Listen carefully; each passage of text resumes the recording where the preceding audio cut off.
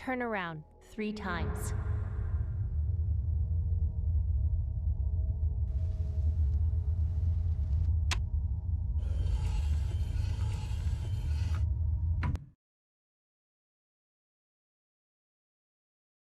Start shooting.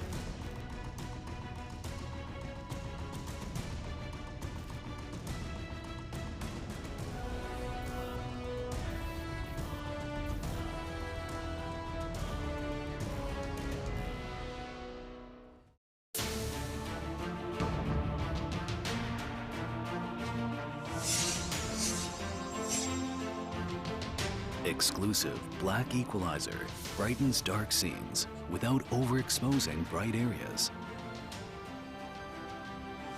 Use the S switch to quickly access the setting and switch between save modes.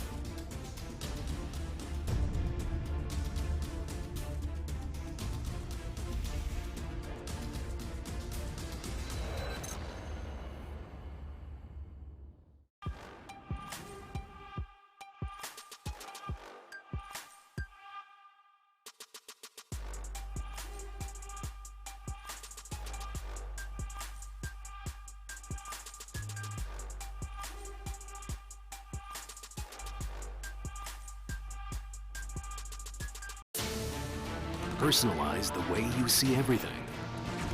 And then conquer.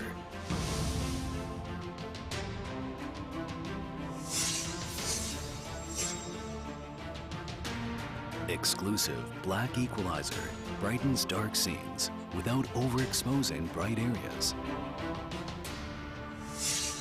Use the S switch to quickly access the setting and switch between save modes. Adjust the angle effortlessly for maximum comfort.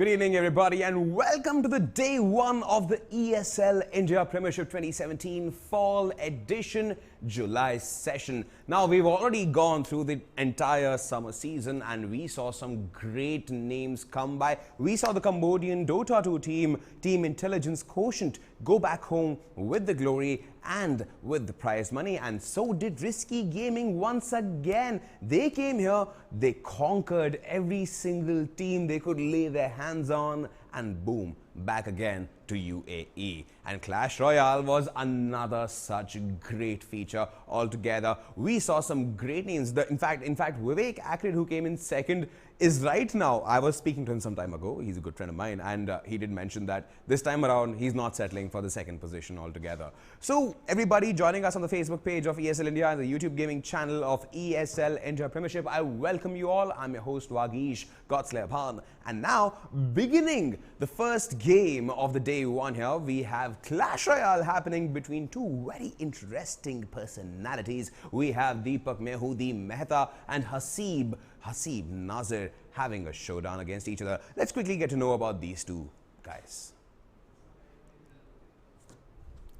Alright, now talking about Deepak Mehu, the Mehta, now a quick recap here from, he's another entrant from the summer season there, but he's from Chennai. He's pursuing a degree in business administration. Now, Deepak has been playing the game since it launched last year, but he took a brief break in between, and he got a mixed performance down in the summer season of the Premiership, got relegated to the Clash Royale Challenger League towards the end of the May season. Now, however, strong performances in June, his strong performances in June helped him to return to the Master League there, and he attended the summer season finale of ESL India Premiership 2017 in Mumbai. However, he could not make it past the first round, whereas his opponent, Haseeb Nazir. Now, he's from Bombay and he's been playing the game since it was available. Now, he stood first in the April session of Clash Royale Master League, but since then his form has deteriorated as the months of the summer season went by. Now, he almost got relegated to the Challenger League at the end of the June session, but strong performances in the playoffs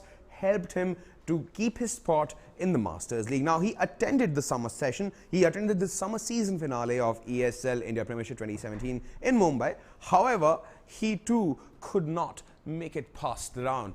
Now, ladies and gentlemen, everybody joining us on the Facebook page of ESL India and the YouTube gaming channel of ESL India, we shall witness war between these two guys, Haseeb Iqbal Nazir and Deepak Mehu, the Mehta. So let's gear up for some great Clash Royale action, only and only in the ESL India Premiership 2017 Fall Edition Day 1.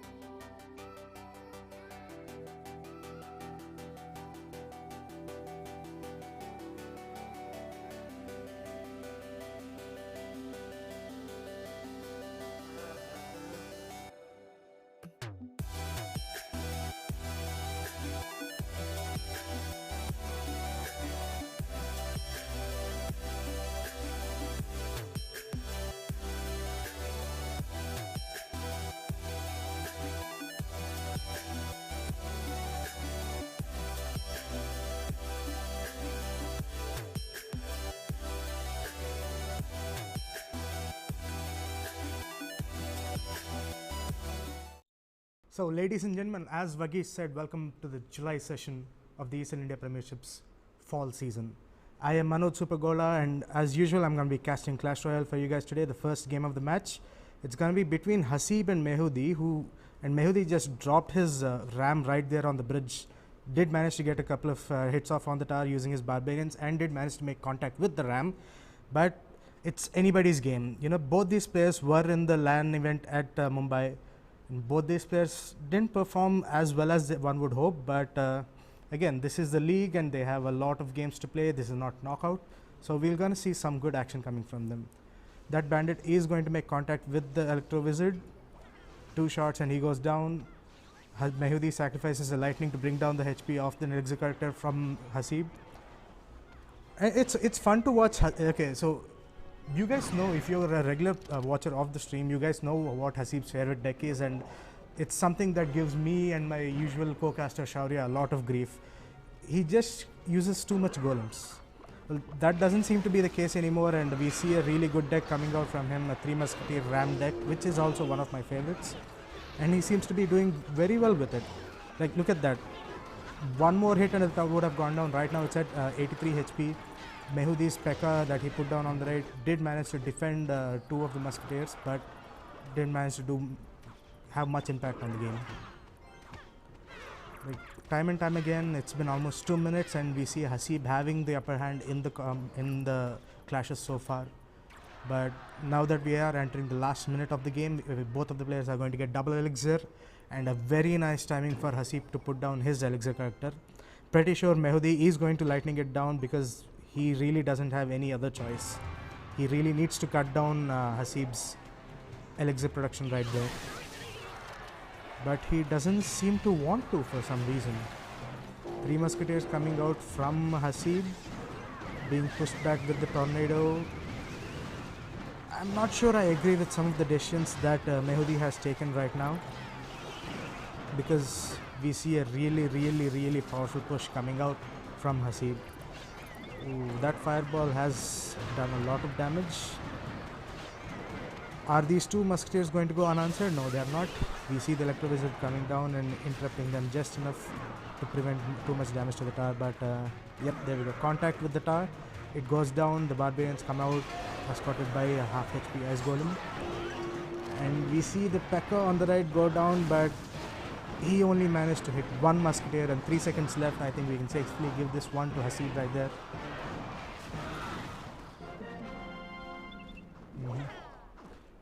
So congratulations to Haseeb for winning the first round. 1-0 in favor of Haseeb right now, and we'll be right back with game 2.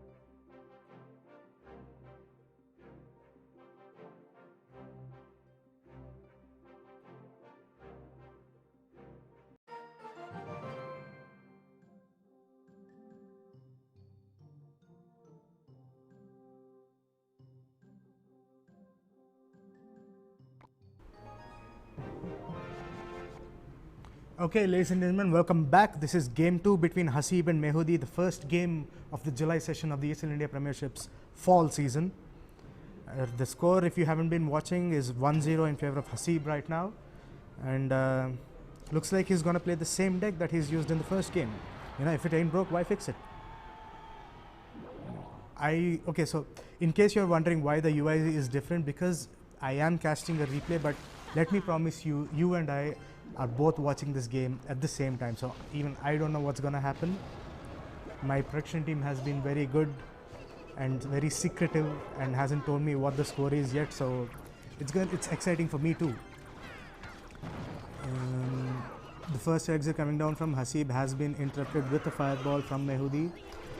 But again, it looks like Haseeb's pushes are getting the better of Mehudi.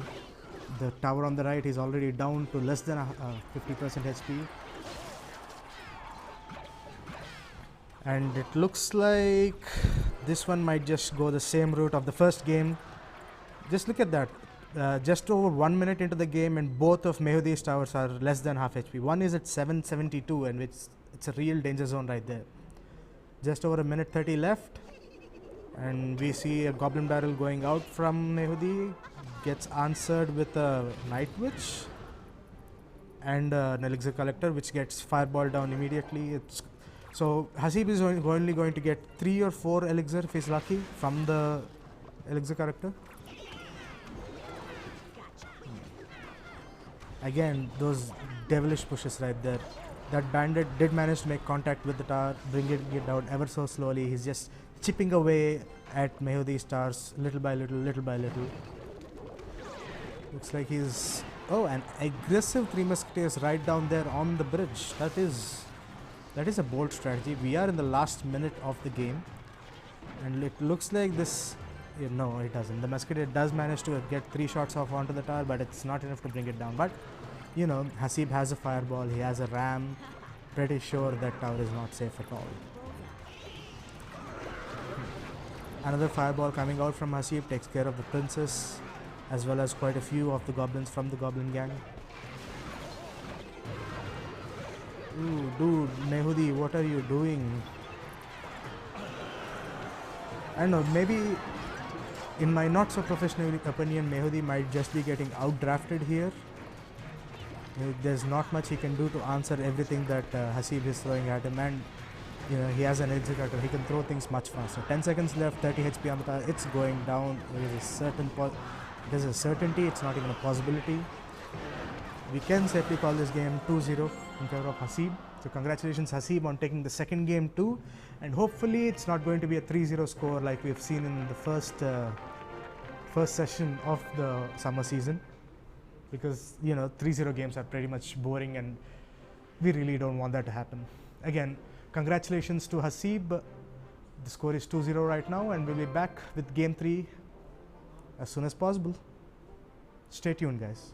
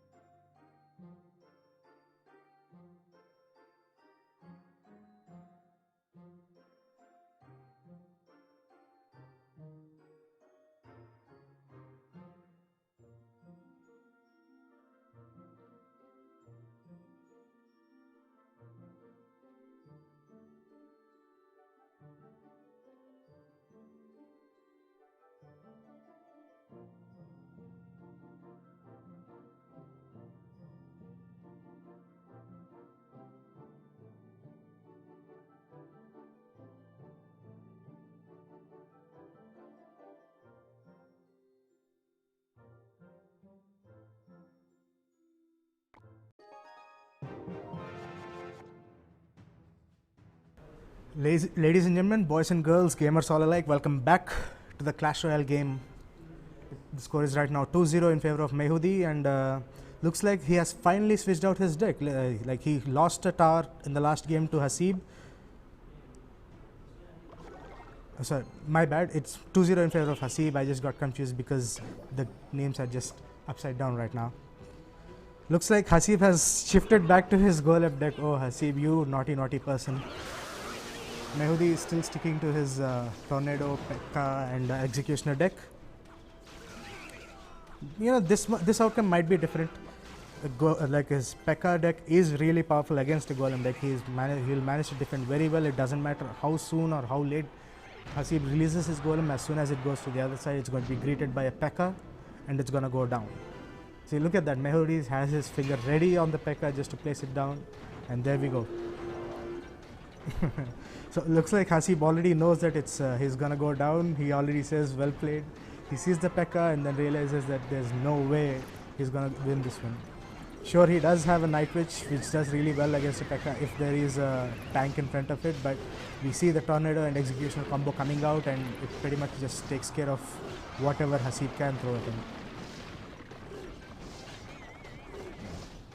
You know, while we see the slow robotic P.E.K.K.A. make its way across the battlefield, I just want to take a moment and again remind you people that Haseeb is the one who uses the golems a lot, and it worked out well in the first couple of sessions for the summer season, but not so recently. Like every time he's used it in the second and third sessions, and as well as in the LAN finale, it never really worked out for him, and looks like that story is going to be continued now. Last minute left, we are entering double elixir time. I would normally say this would give Haseeb a little bit of edge as he has a golem beatdown deck, but then again, Mehudi's P.E.K.K.A. is there to defend whatever Haseeb can throw at him.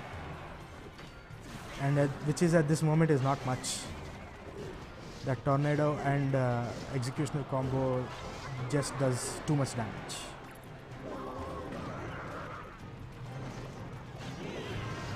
Another battle ram coming out on the left from Mehudi, which gets met by a log and a baby dragon to completely stop the push without taking any damage onto the tower. 20 seconds left, looks like we might be going into overtime for this. Ooh, an aggressive P.E.K.K.A. Okay. This is a gamble most of the time because, you know, Haseeb has that lightning up his sleeve, but we'll see if it pays off for him right now. Quite a bit of HP left on the P.E.K.K.A. Oof. That last minute Night Witch right there stopped him from the P.E.K.K.A. from hitting the tower, sacrificing her own HP in the process. We have entered about 15 seconds into overtime. Another P.E.K.K.A. coming down on the right.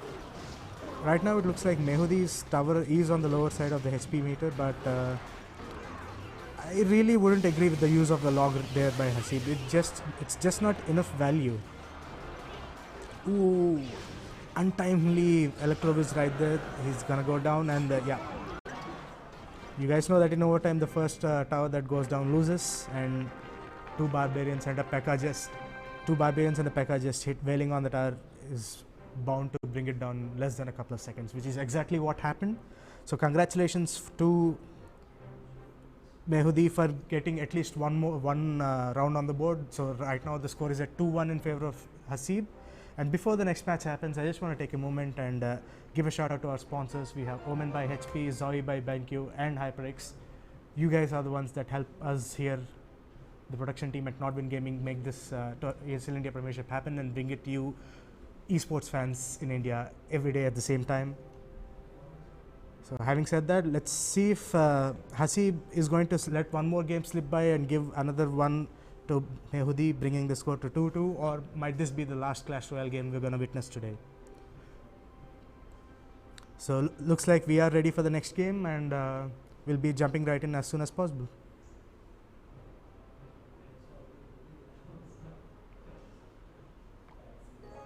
So here we go, jumping into what might just be the last game, Mehudi versus Haseeb. Haseeb right now with a lead of 2-1. One more game might just hang in the balance of putting the first points on the board for either master player. Goblin Gang coming out from Mehudi. It's been recently nerfed, like only two ranged goblins, but doesn't look like it's phased many people from using it though. The ram does not unfortunately make any contact with the tower. Barbarians keep going down one by one. Couple of shots from the tower, couple of hits from the knight. Eve is being distracted by the 3 skellies. Again, another nerfed card, but still it's being used very widely, popularly. Yeah, it's 1 mana for 3 skeletons, which serve as a good distraction. They're not good against AoE units like a Valkyrie or a baby dragon or a normal wizard, but they serve as a pretty good distraction. Like one shot in the wrong direction and that's it. Your unit could die right there. So Mehudi has opted not to change his deck much, putting down the P.E.K.K.A. again.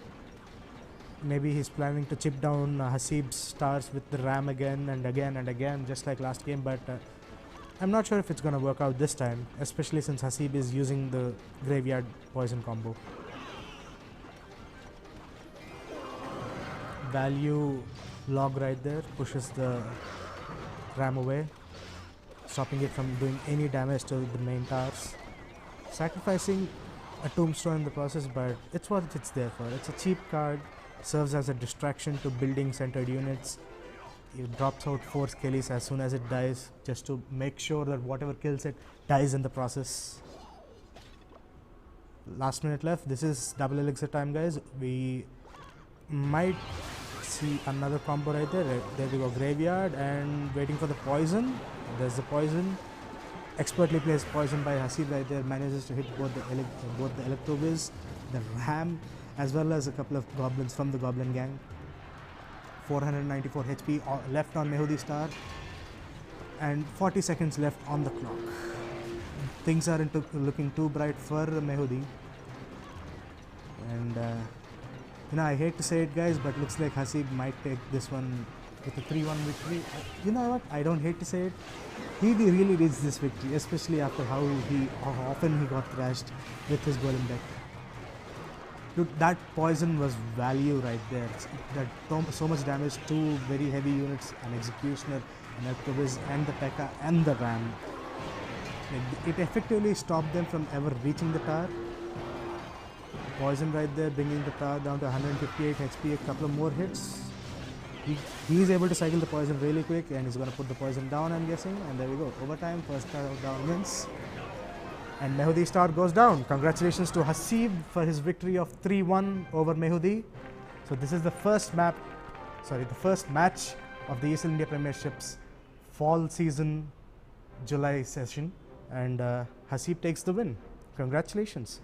So that has been a few exciting games of Clash Royale, and it's been fun casting for you guys. But do stay tuned though, we do have some CSGO action and some Dota 2 action coming up. But for now, I'm going to hand you guys back over to our host Vagish, who's going to tell you a little more about the games that are going to happen today. So, bye-bye.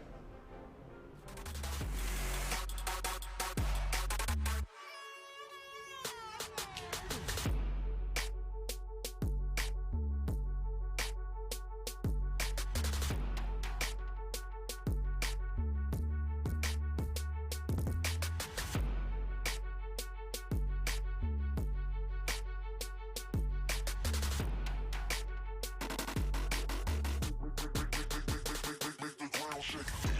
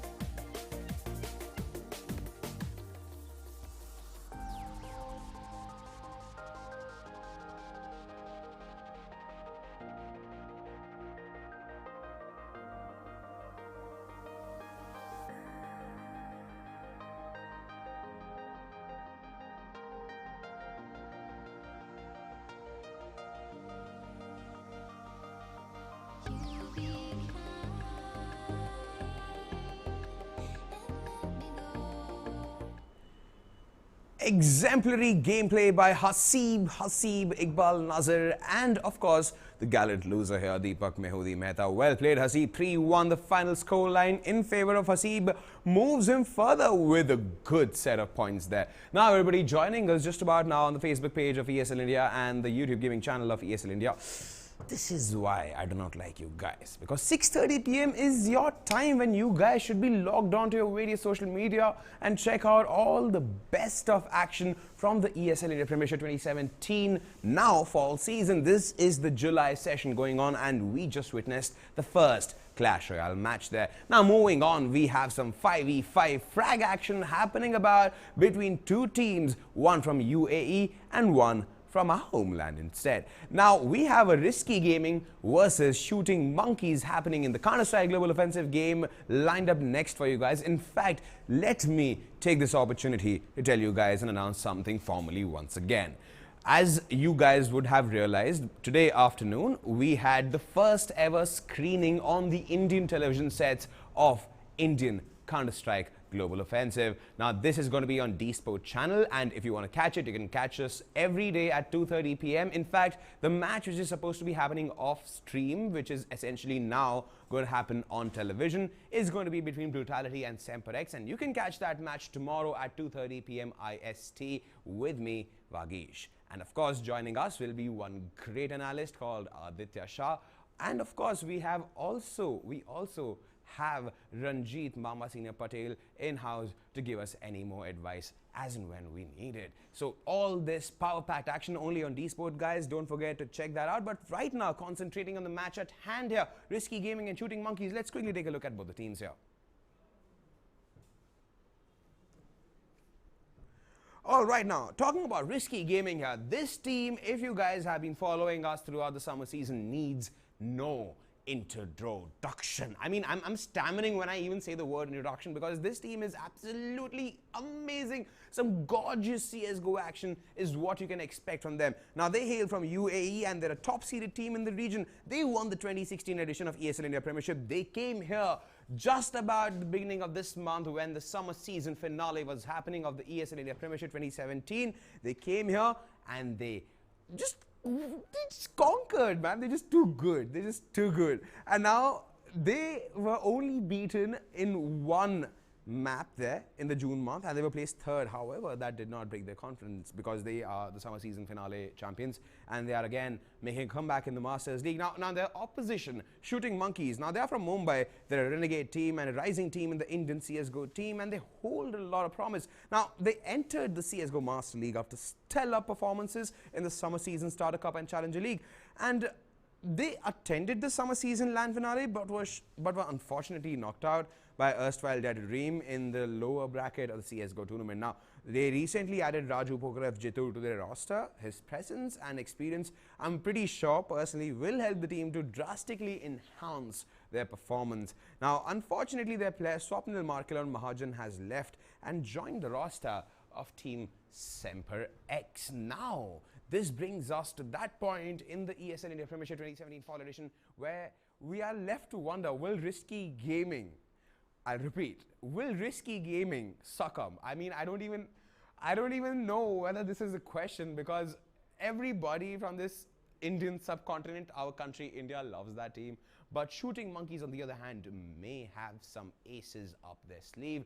We will find out all about this when we go right into all this Counter-Strike action. Don't go anywhere. This is the ESL India Premiership 2017 Fall Edition, only and only for you guys, because you rock.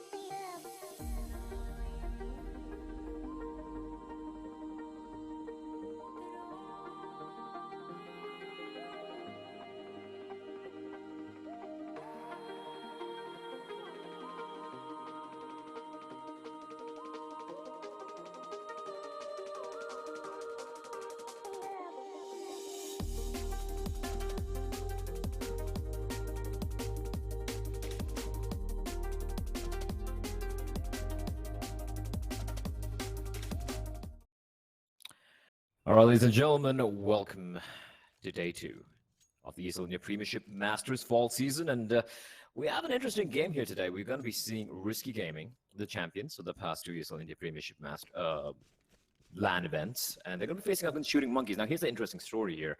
Shooting Monkeys were the only team, were the team to get the most number of rounds against Risky on LAN just about a month back in Mumbai. So, young team.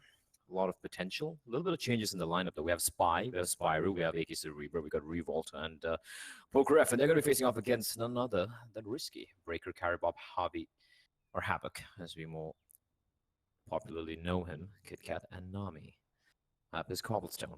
Let's see what they have here. It's going to be a pretty, by the looks of it, it's going to be a pretty quick play towards A-bombs. An interesting buy from Shooting Monkeys. Not a single utility being purchased, just armor, USPs, 1P to 50. It's going to be an AK Cerebro taking the fight over in mid. Harvey's going to take him down. He's on the raid boss, and now he's in rotation coming in. Spyro, he's been smoked off towards balconies. He's going to be peering towards vents, towards a murder hole. And Spy with the USB, he's got to do a lot of work. He might be looking the wrong way. He's going to get the first kill onto Havoc, looking for more, but Nami is going to take him down. Now it's a fight. Spyro replying back real quickly, but all of a sudden he's all alone in a 1v3. This is looking rough for him, and Nami will have no trouble dispatching him. That is going to be the round going the way of Risky.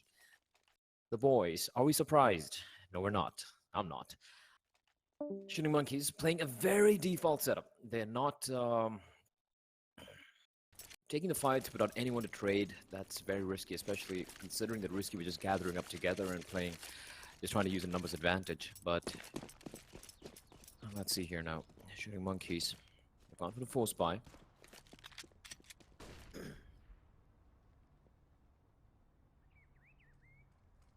This time around, heavy presence towards B. It's gonna be Breaker leading the way. He's on a spot of Prokhorev's head. Takes a shot. Free kill for him. I don't think Prokhorev had any head armor, and that's what happens when you don't have any head armor against the SMGs. And of course, I mean, it was a 4 spy. He went for the, I think he went for the 5-7. In the meantime, heavy presence towards drop. Havoc. Why does he use Harvey? I don't get it. Havoc's gonna drop in. He's gonna get a kill. He does take doesn't take much time. He's just holding patiently over and dropping one by one. They're just getting picked off here. There's nothing that Shooting Monkeys can do. Spy will get the dink on the Kit Kat, but in the end, it is going to be 2-0. Risky are going to take a flawless round there on their anti-eco again. Just going in one by one, but winning the duels. And that's pretty much what we saw on LAN as well, by the way. We saw Risky when they played against Entity in the grand finals in the best of 3. One thing we noticed, especially in Cobblestone, was how it wasn't about any tactical depth, or they weren't really using any tactics or any crazy stuff. They were just basically just going in and just winning all the aim duels. That's about it. Caribob with the EU smoke over there. Nice smoke towards door. That's actually gonna enable him to go for a fast split towards B. However, a lot of players here. It's a full stack, but Breaker with UMP having no trouble destroying the entire Havoc picks up a double kill. And they have lost no man in the last 2 rounds. That is just huge. Just 2 kills the Shooting Monkeys in 3 rounds. But now we'll be seeing the buy coming out from Shooting Monkeys.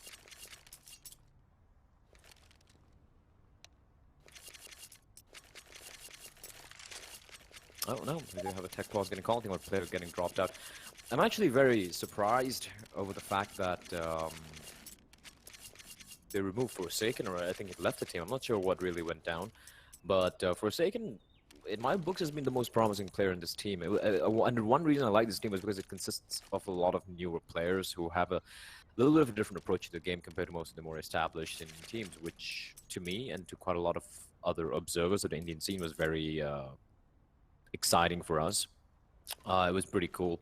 But I don't know, this post mid-season shuffle, I think it's kind of left all the teams a little bit weaker than better, to be honest. Apart from Semper X, who I think have come off the better of this entire shuffle thing that's happened. But overall,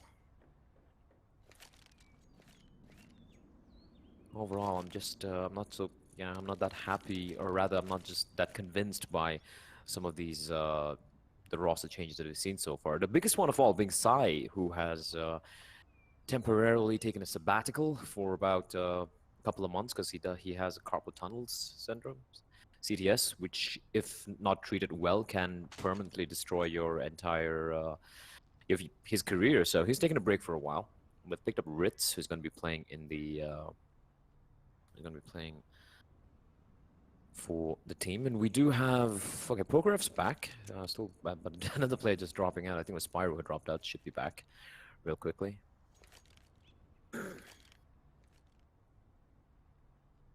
Actually, I had some conversations with some of the players and some of the people over at the LAN where Risky won the ESL India Masters summer or spring-summer finals.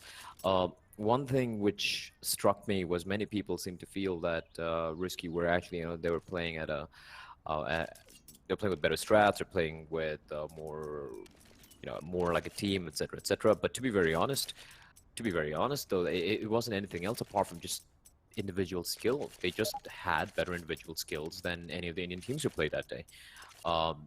We couldn't see any tactics. I was casting the game with Archie. We couldn't really see any tactics, any thought out, fleshed out strategies or whatnot. It was just plain dumbstring of out aiming all the Indian teams, which is a little disheartening. Not taking anything away from Risky. They played, they came, they saw, they wrecked, they went back home with a hefty prize pool. But the fact that over all these years, we're still yet to see an Indian team who can really take on, forget tier 1 teams in the world, like forget the tier 1 teams in Asia, for example. I'm talking about Risky. Risky aren't exactly a top 5 team in Asia. They're like hovering around the, just at the entrance of the top 10 right now, if I'm not, unless I'm very much mistaken. I don't think they can take down, let's say, a Dreamscape or Tyloo or Vici Gaming at the moment, but they're not the best, neither are they that bad either.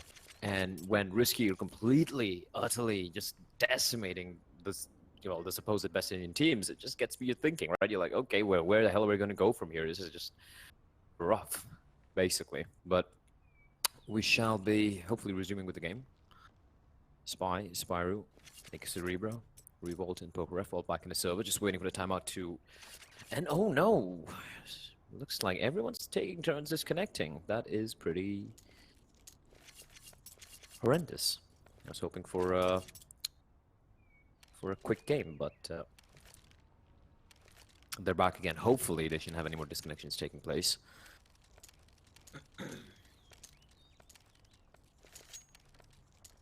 But here we go.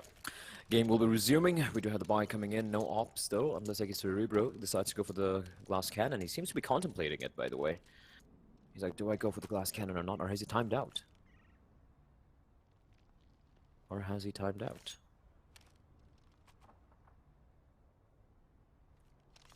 I'm not sure. Cerebro still hasn't bought up. Oh, he's moving. Ah, thank God. He's having a little bit of ping issues here. But, oh, yep, he is going to go for the glass cannon. That is something I'm not a big fan of, to be honest. This is a weird buy. So here's the difference, right? Like, let's put my thinking cap on. Let's put my analyst hat on. You're 3-0 down. You don't have that much money to work with because you didn't get any kills earlier. And you just go for, M4s and the glass cannon without barely any utility to work with. That just... 2 smokes, 3 flashbangs is just not enough. They're going to use the first smoke as well. They don't have any kits either. So Risky, they should know this. And they study the Indian teams, they should know this very well as well. And they should be able to read this, just draw the utility and then go for a mid-round hit. And pretty much won't have anything to work with. Here comes the execute from Risky. Perfectly timed, and Spyro is going to get taken down. Harvey with a jumping spray with the UMP. Revolt and Spy do reply back real quickly. The bomb's not down yet. Kit Kat just hovering around the KFC area. He's going to be blinded. And look at where Breaker is. This could actually catch him off guard. He's going to peer on top of the tree. Spots a man. Spy taking a lot of damage, but he's going to win the duel with an M4. Look at how low they are. Kit Kat's going to find Spy. Oh, almost gets a kill on the Pokeref as well. It's all on Nami, but this is very doable here. Anaseki Cerebro. With that op, I don't think they know where Nami is at the moment. He hasn't crossed over. Not showing themselves. Nami just walking up. Does he not spot? Spots Revolt, gets one. Looking for more. He's going to find Pokeref as well. Now it's a 1v1. They should be careful. Here it's going to be Cerebro coming to the rescue. I'm not sure what Nami was doing there. He got stuck in the jump, probably trying to pick up a gun. They do win the round, but at what cost? 4 players fall. And that's a problem because now the money's even lesser than what they had the previous round, so they'll have to go for UMPs or maybe a FAMAS or... looking rough here. FAMASes all around. 4 FAMASes. The opponent, Cerebro, will not be able to purchase the armor for himself. They do have more utility than they had the previous round, although the weaponry is slightly weaker. For Risky, though, a good opportunity for them to reset Shooting Monkey's economy. Breaker. Cerebro! That's a perfectly red play for Breaker. Gets the kill. That's the op taken out of the equation. Spy probably trying to pick it up, which he will, but it's completely blinded. He's white for days, and this is rough. Luckily for him, Breaker's not going to push in. He's going to hold off for a bit. In the meantime, drop control has been established by Risky once more. Bomb flash comes in for Havoc. He's going to get the kill and revolt. 1 by 1 they fall, and now it's a 3v5.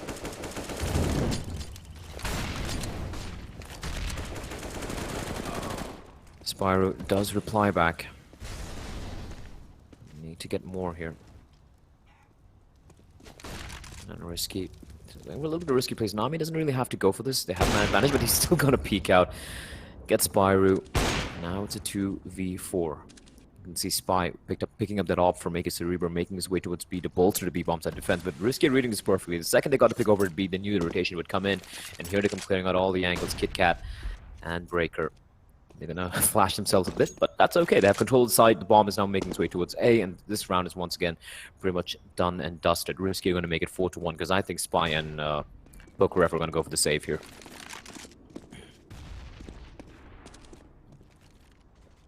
Bomb has been planted.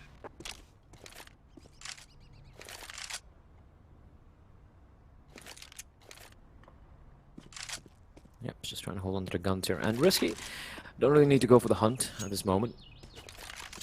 And Nami feeling a little adventurous, and he is allowed to feel a little adventurous. The guy was a beast the last I saw him play. And here comes the hunt. Breaker leading the way. Both playing from in the side. Oh, Spy takes a while to get the shot, but he will. But Kit Kat's going to find him now. It's all out of Pokeref to try and stay alive. 1v3. He's being very sneaky. Can he make his escape is the question. Kit Kat looking the wrong way, and timing as well. Pokeref, he will make his escape, but Carrybob is there. Oh, and Pokeref gets the kill before Carrybob's able to switch over to his AK-47. So that's still round number 4 for Risky. The Shooting Monkeys, well, Reset City. Look at the money. They got nothing to work with. $1,400 in a couple of plays. That's the first loss bonus, and they're gonna go for the force. Might as well. Pokeref does have the AK to wield and try and make something of this round, but Risky immediately re-establishing control.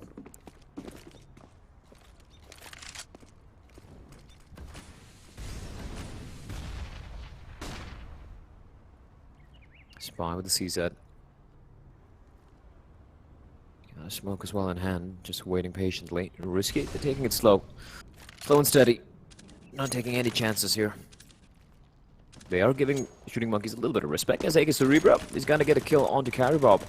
Wusu was dropped, but now Spy's got to go big, but Kit Kat's gonna find him perfectly. Perfect flank coming in from Breaker. The nade's gonna sail in, and luckily for AK Cerebro, he will exit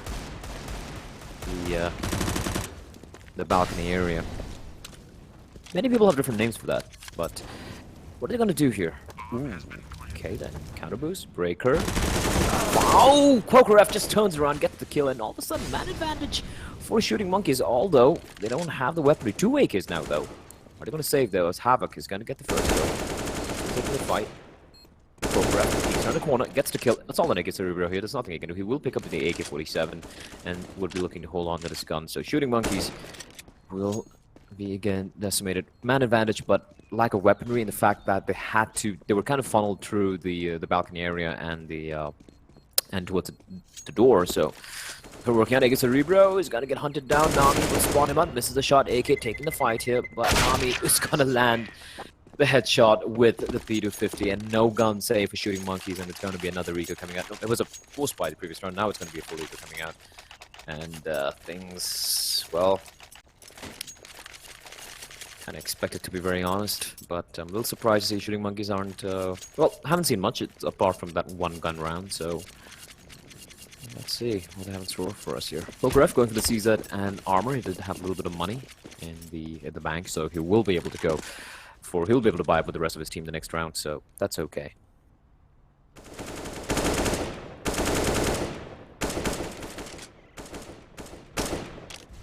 And for those of you who like watching TV, the ESL Premiership is on TV as well, on D Sports, Discovery Sports. And it's airing every day at around 2:30 p.m. in the afternoon. So yeah, you can show your mom and your dad and say, "Hey, mom and dad, you're on TV now," and you can try and convince them to, you know, go for your esports career. But let's be honest, guys, don't leave school, don't quit school, don't, you know, pay attention to your studies, try and get your degree, college and whatnot. But yeah, it's pretty cool that it's on TV. We can't really say that of many other countries. There are very few countries where esports is actually, well, let's be honest, it's not been accepted by the mainstream in India. It's going to take a long time for that to take place, but I think it's a start. I think it's a start. You know, once you get more sponsors coming in and whatnot, it'll be pretty cool. The only thing missing are good teams in the country, which is quite tragic, to be very honest. But here we go.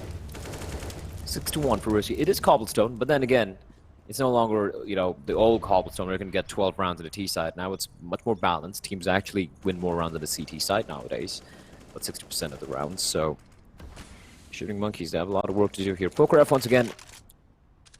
He is actually he's going to be willing the op this time around. Nika Cerebro will make do with the M4 again. They go for the buys where they have the rifles. They have the M4s, but they just don't have enough utility. Still 1 minute and 10 seconds on the clock, and they have 2 flashbangs and 1 smoke remaining. That's not ideal in any world. You can see, again, Havoc getting control of drop. Check the 20 SC is pretty far. Easy, like it gets to kill on the revolt, gets even more map control, now pushing towards E-box, and here comes a flashbang from his teammate. This is just coordinated, simple, solid counter-strike from Risky, and they're just getting swiped by one man. However, Havoc will not be able to land a headshot onto AK Cerebro. That was uncharacteristic miss, and Nami trying to go for the trade. I don't think he spotted out a man. That's AK Cerebro retreating back, and now PokerF all right lonesome. He's going to follow the breaker. Caught out without a scope out, and now it's again a 2v4. Again, the bomb side control taken by Risky, and we have Breaker holding the line. He's gonna, ooh, doesn't get a kill though. Spyro will quickly get a frag, and now it's a 2v3. This is a doable retake. Problem is, they don't have any kits, so if they're gonna go for a retake, it's gotta be real quick here. Carol's gonna cross on over.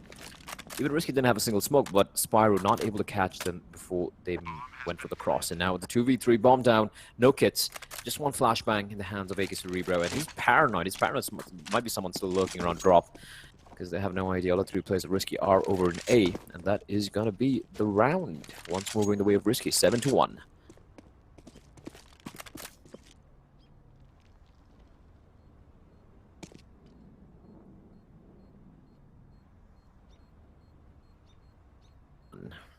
Things are just not looking that great for Shooting Monkeys at the moment. Let's take a look at Risky's economy as well. Never mind. 10k on 2 players, the other 3 on 6,300. And with the win bonus, 2 players at almost 15,000. 3 guys at almost 10k, although Havoc will buy up a gun because he did die the previous round. But solid start for Risky, and the ping's not that bad now. They actually kind of have equal ping to against with Shooting Monkeys if you look at it. That's pretty cool. VPNs working as intended.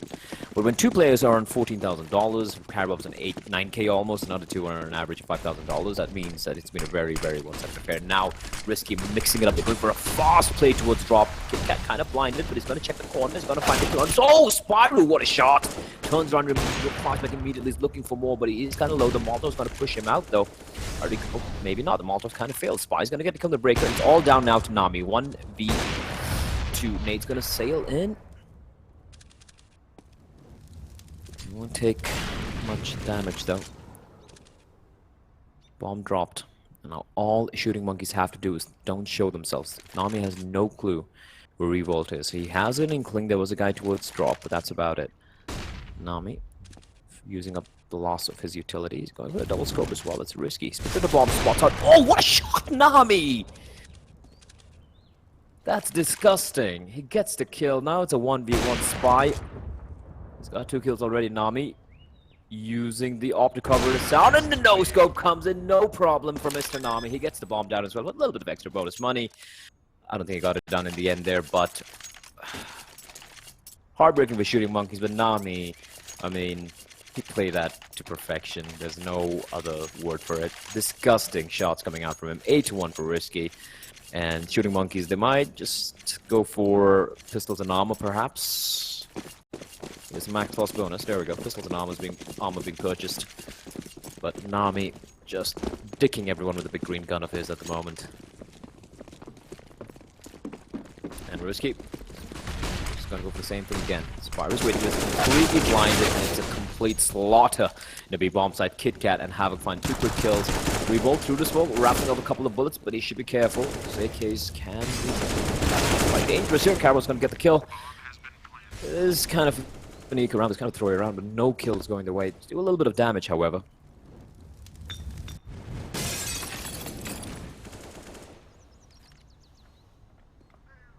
Havoc will be going in. Kill. There's a corner. Spy's going to get taken down, and it's all on his Aegis Reaver. He can get a kill, but Carry Bob will come up to his face and kiss him goodnight. 9-1 for Risky. As things are going from bad to worse to horrendous at the moment.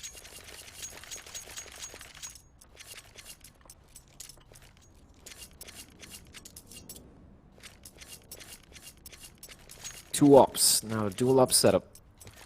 Shooting Monkeys looking a little desperate. You see this on most in the Indian teams whenever they go for the dual op setup. That's when they when you can kind of realize that, all right, these guys are feeling the heat right now. Looks like the case here. Spy and Aegis Cerebro. Aegis Cerebro is going to be making first contact. Nade. Ooh, that's actually going to do a lot of damage into Nami. And Aegis Cerebro, the timing. Nami has spotted him out. He's going to go for the peak is the question. Aegis Cerebro inside of KFC. The problem for him is, will he make his escape? Yes, he will. That is a smart move from Aegis Cerebro because he got spotted out. If a Molotov comes in, he's kind of isolated. He will fall back, playing from the statue. Spy. We're spotting out something.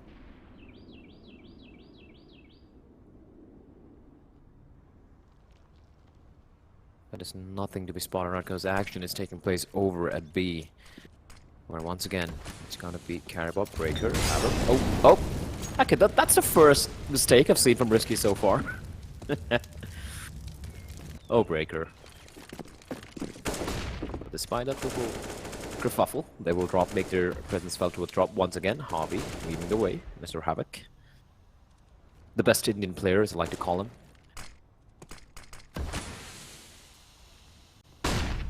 Pop flash comes out, so many people shoot, and he goes for the spray transfer. Havoc looking for more, but he will run out of bullets. But Aegis Cerebro, he'll be found by Breaker. Spyro's got to go big here, but Kit Kat will trade for him, and it's all down to Spy. We will find a kill on Kit Kat, but needs to get 2 more.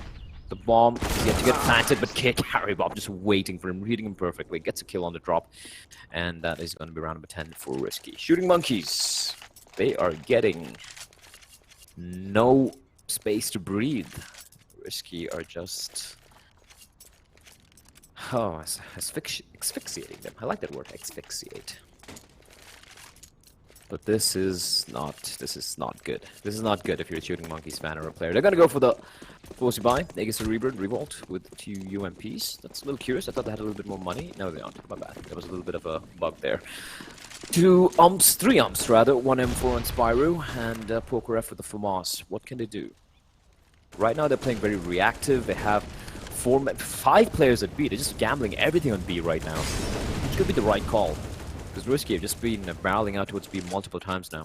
Although this time they're going to slow things down a little bit. Kit Kat. Now, if he goes for a stroll towards A, he's going to get a lot of information. He's going to figure out that there's no one at A. And if he gets control of the site, if he pushes in towards Murder Hole, for example, that means Risky just come all the way back over to A and get the bomb done. Spy now spawning the Molotov in the smoke. He's going to actually fall back down. The question is, are they going to fall for this bait? Because Kit Kat's all alone. As Revolt, he's going to get the first kill towards drop. Carry Bob. Should be a little careful there.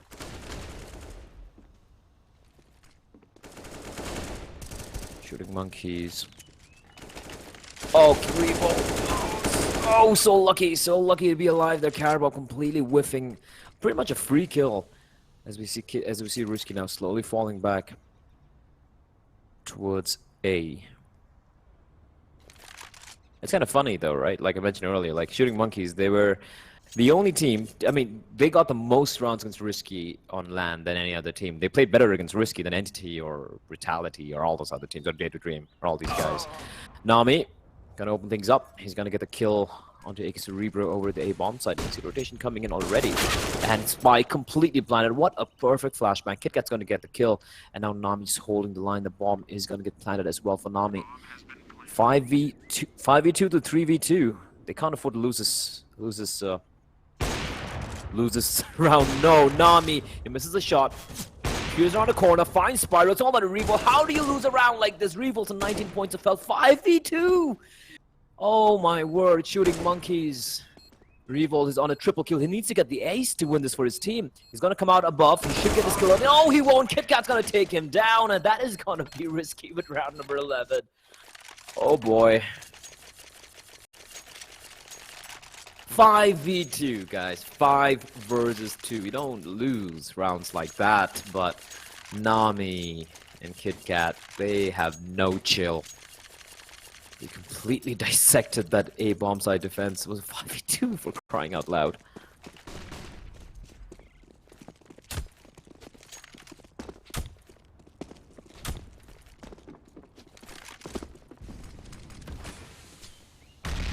And with that, again, it's going to be a pretty iffy ball coming up from Shooting Monkeys.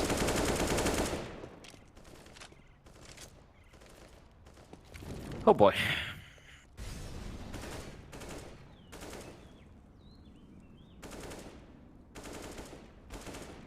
I think Risky have vengeance on their mind, because right now they're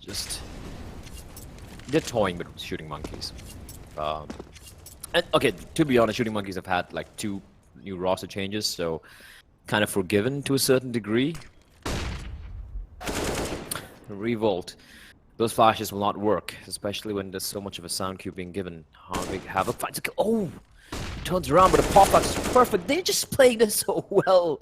Risky are playing at a much higher level than Shooting Monkeys at the moment. Basic, solid, simple teamwork, and just like that, the B bomb side isn't controlled by Risky. The bomb is making its way, and now it's a 1. Never mind, they're all dead. Breaker's gonna get the kill on the Spy. 12-1 for Risky.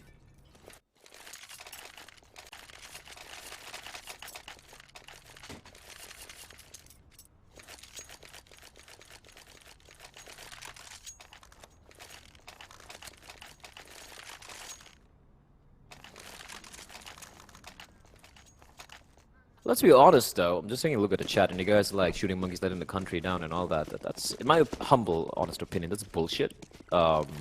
These guys have actually beaten some of your best Indian teams, Shooting Monkeys. So if they're bad, I mean, they're getting completely outplayed by Risky right now, but that's not different. You name any other Indian team, they're going to fare the way Risky are playing right now. They're going to be playing the same way. Carry Bob, 1 HP, survives, 1 nade and is done for. Fortunately for him, there are no nades for Shooting Monkeys, but Pokerev does reply back. He does find Havoc. Carrybob and Nami. Shooting Monkeys already lost a 2v5. And now it's all on a Nami, 1v4 finally. We might see a round being won here. Revolt. And you can see 3 players just gathering on the C4, and Nami, flick shot, finds Revolt. Looking for more, gets, oh, it misses the shot though, and he's gonna get taken down finally. Shooting Monkeys, they actually win a round after, let's do the math here, right? After 9 rounds. After 9 rounds. 12-2. Get a little bit of respite, but 2 rounds on the CD side is not enough. It's just not enough. Risky are just playing at a much higher level. And I'm not sure why Shooting Monkeys going to Cobblestone, perhaps because I've seen Risky looking a little shaky in Cobblestone, but to be very honest, it's for I just lost my train of thought there, but 12-2, Risky. Let's see what they do now. For Shooting Monkeys, they need to at least get the last round if they want to fancy a snowflake's chance in hell of pulling something off. Smoke's gonna come in. Havoc is waiting. The flashes. He's actually going to do a bit of damage onto the T's. Carry Bob and KitKat pretty low here. Oh, but Havoc finds Poker F. Revolt with a quick trade, but he's going to get found out by KitKat in the meantime. And look at this low from Breaker. Look at this low from Breaker. He's going to spot out Spy though, and now Spy is holding the line here. Pop Flash comes out, but Breaker is going to get him before he gets blinded. He gets Cerebro behind it. Three trying to do something. Scope's going to come in. He's going to get the kill. This is utter madness. And now it's a 1v2. Breaker's too far away. They just might lose this. Oh, and Akis Cerebro. He holds the line. And Shooting Monkeys, they actually get to round number 3. Will that be enough is the question.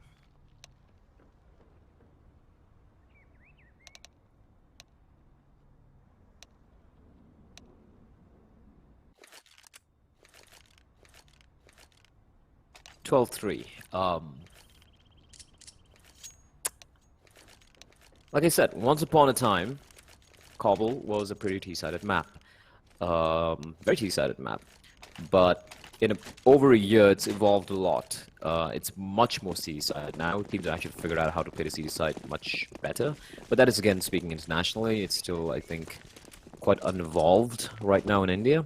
Most teams don't know how to... It's very hard to get map control as well on the CD side, and Spyro is going to be leading the way. Going to spot out Nami, who gets destroyed by AK Cerebro. A very fast play coming out from Shooting Monkeys, and KitKat hasn't budged yet. And look at the flank coming in from behind. Havoc. Poker F. Spots him out. Havoc, he's going to tap him away, gets the kill. In the meantime, KitKat replies back. Now they're going to team up together and go for this take. Spyro does not need to take this fight. He does not need to take this fight. Spyro is going to actually find Havoc, and now it's all that a KitKat double peek's going to come in, and it's going to be the pistol round the way Shooting Monkey. So a little bit of breathing room. A little bit of breathing room for Shooting Monkeys. Risky. I don't think they're going to be playing the safe. Yep, they're going to go for the fourth. They want to end this as quick as possible. But nice one from the Shooting Monkeys. Credit where it's due. They played it very fast. Caught Risky Gaming off guard. Perhaps weren't expecting that, maybe. Winning the aim duel, Spyro with 3 huge kills. I'm a bit surprised that they don't have an AK. Actually, they've gone for all SMGs. And Nami spots out the SMG. He's going to make his escape. Doesn't need to take the fight, especially when he's been compromised. Pop Flash is going to be coming in. KitKat with a CZ. Oh, won't take advantage of the flashbang though. Now he's going to get hunted down. He's holding the line. He runs out of bullets. Will be taken down. Oh, he's alive. How is he alive? As Havoc is going to reply back real quickly from behind his reloading, but he will be able to recover in time. Yes, he will. He finds 3. And now Spyro and AK Cerebro left in the 2v3. The bomb is dropped. Spyro's going to find Havoc. That's a huge kill, but Carry Bob is still alive. And we've seen how this man can clutch. Spots out Spyro. Gets to kill. And AK Cerebro now. It's all on him. 25 points of health. He's got a UMP, but the bomb is dropped. And Carry Bob is floating around. He hasn't even reloaded yet. He's taking it very, very passively. And luckily for AK Cerebro, Carry Bob playing by the corner. By the corner. And AK Cerebro has got to walk up. Is he going to check the corner is the question. And Carry Bob. Oh no, he might be looking the wrong way, but no, AK Cerebro doesn't check the absolute corner and they get taken down. Risky, they win the force buy, and just like that, things have gone from well, slight little. There was a slight little flare of hope that probably rose in the hearts of Shooting Monkeys, but Havoc says, "Nope, shut up, sit down. We're resting it back." As we do have a timeout getting taken by Risky. It looks like a couple of players having a little bit of internet issues.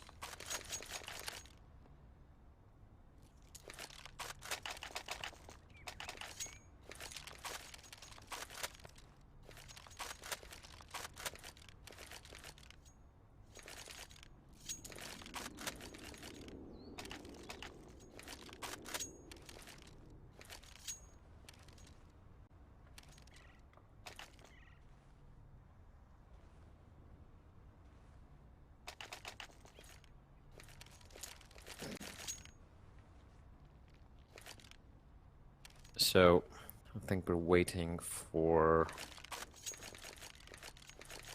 Yeah, I think Risky call for the attack. For the attack timeout.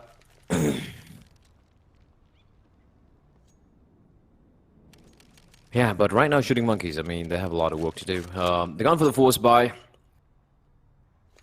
They could have actually saved this round, allowed Risky to get to 14 rounds and then gone for the full buy, but this forced buy, if it doesn't work out, that means they're going to just have $1,900 to work with. $1,900 is pretty bad. So you can see $50 remaining on Spy and Revolt, Poker F 150, and Aegis Cerebral yet to buy up, he's going to buy as well. I'm assuming that none of these guys will have, if they lose this round, they're going to have any money to go for the buy for the next round. That means Risky can easily get to 15 rounds, and from then it's pretty much GG. So I'll be honest, this is just looking rough, to be very blunt.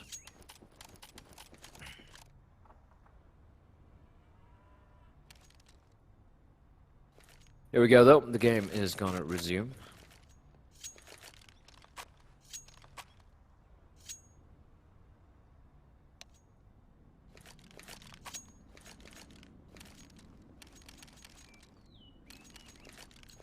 So here we go.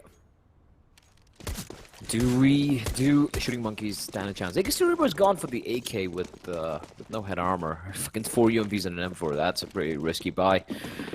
And here it goes. The YOLO play towards B. Breaker is waiting though, and the flashbang is perfect. He's gonna spray them down. Look at the damage inflicted as well. Spyro and Aegis Cerebro kind of low as well, but they're gonna push in, trying to pick up an M4, which they will. But Breaker has got those 2 crucial kills, and that is huge. Hobby. Interesting pop flash. They're using the tree to bounce it off. So man advantage.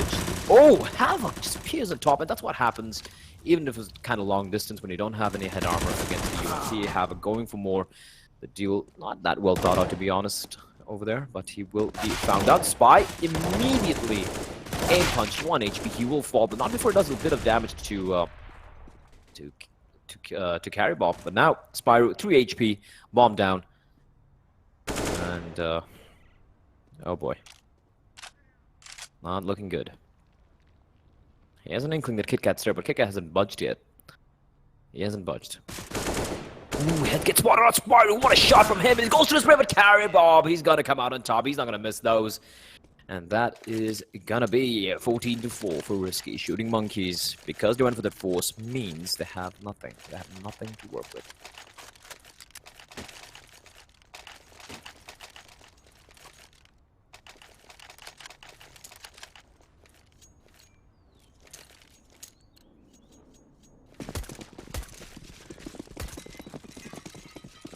AK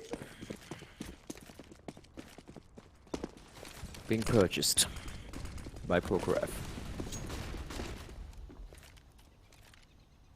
He does have head armor to work with, so that's at least one thing. Revolt trying to put the Desert Eagle to use. Havoc has been a thorn on their sides, especially towards drop on the T side. Sitting pretty as well on 21 frags. Top fragging for his team and in the server.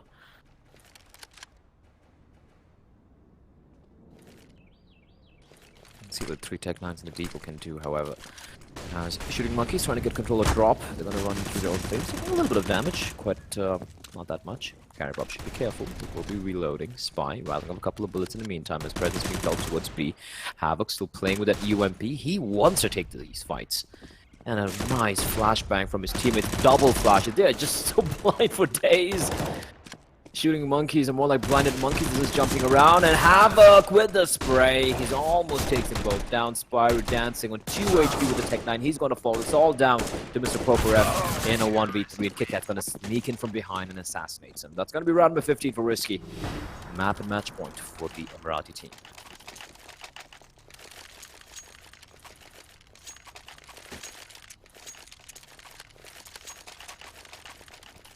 Risky Gaming starting off things once more. They've been just indomitable, all these entire starter cups in the beginning of the year for, you know, the ESL Masters, the summer season. They dropped only 2 maps. They didn't drop a single map on LAN, at least this year. For them, it's just about free trip to India, get that easy prize money and go back home. And you can't fault them for them. For that, And right now, the thing is the Indian teams are kind of lucky that other teams haven't signed up. Like if you had Dreamscape signing up from Singapore, because they actually get pretty good ping to Indian servers, by the way, to the so strong Indian servers. So if Dreamscape signs up, for example, oh wow, Havoc doing so much damage through the door as well. Nami finds Revoltal, is down to 3 points of health. He's willing to sacrifice his life. A Spy will find him. 4v3. Spyro barely alive internally, bleeding. Spy stuck always lonesome towards danger. So yeah, as I was saying, while Risky have just been playing the brand of Counter-Strike, it's kind of tragic that there's not a single Indian team who have even managed to come close to challenging them. Apart from 1 or 2 upsets online, nothing. And that's one of the tragic aspects of Indian Counter-Strike, the subcontinent this week. Havoc's gonna find Spy. And now it is going to be the B-play coming in. Breaker from above, he gets the kill, and it's the last man remaining alive. Spyro, can he survive? He's got to cross it over. Great shot from Spyro with the pre-fire. Finds Carry Bob, but it still needs to find 2 more. 23 seconds remaining on the clock. He's got to get the bomb down, and here comes the Hunters. Havoc and Kit Kat. Spyro, he's got to take a fighter. He's got to go for a little bit more of a cheeky angle. He's walking though. Gets spotted out, and Havoc will take him down. GG. Well played. Risky will win the first game in a very convincing fashion against Shooting Monkeys. I'm really surprised, though, to be very honest. Well, that's about it. Do tune in tomorrow, ladies and gents, at 2:30 p.m. on Sports for more Counter-Strike action, and of course on the same channel tomorrow as well, which will be at 7 p.m. Casted by yours truly. My name is Blair. You can follow me on Twitter at @officialBlair if you like me rambling about Asian Counter-Strike and such, and generally being a dick, as some people say I am, about Indian Counter-Strike. But anyways, GG, well played. Thank you for tuning in, and I'll catch you guys tomorrow.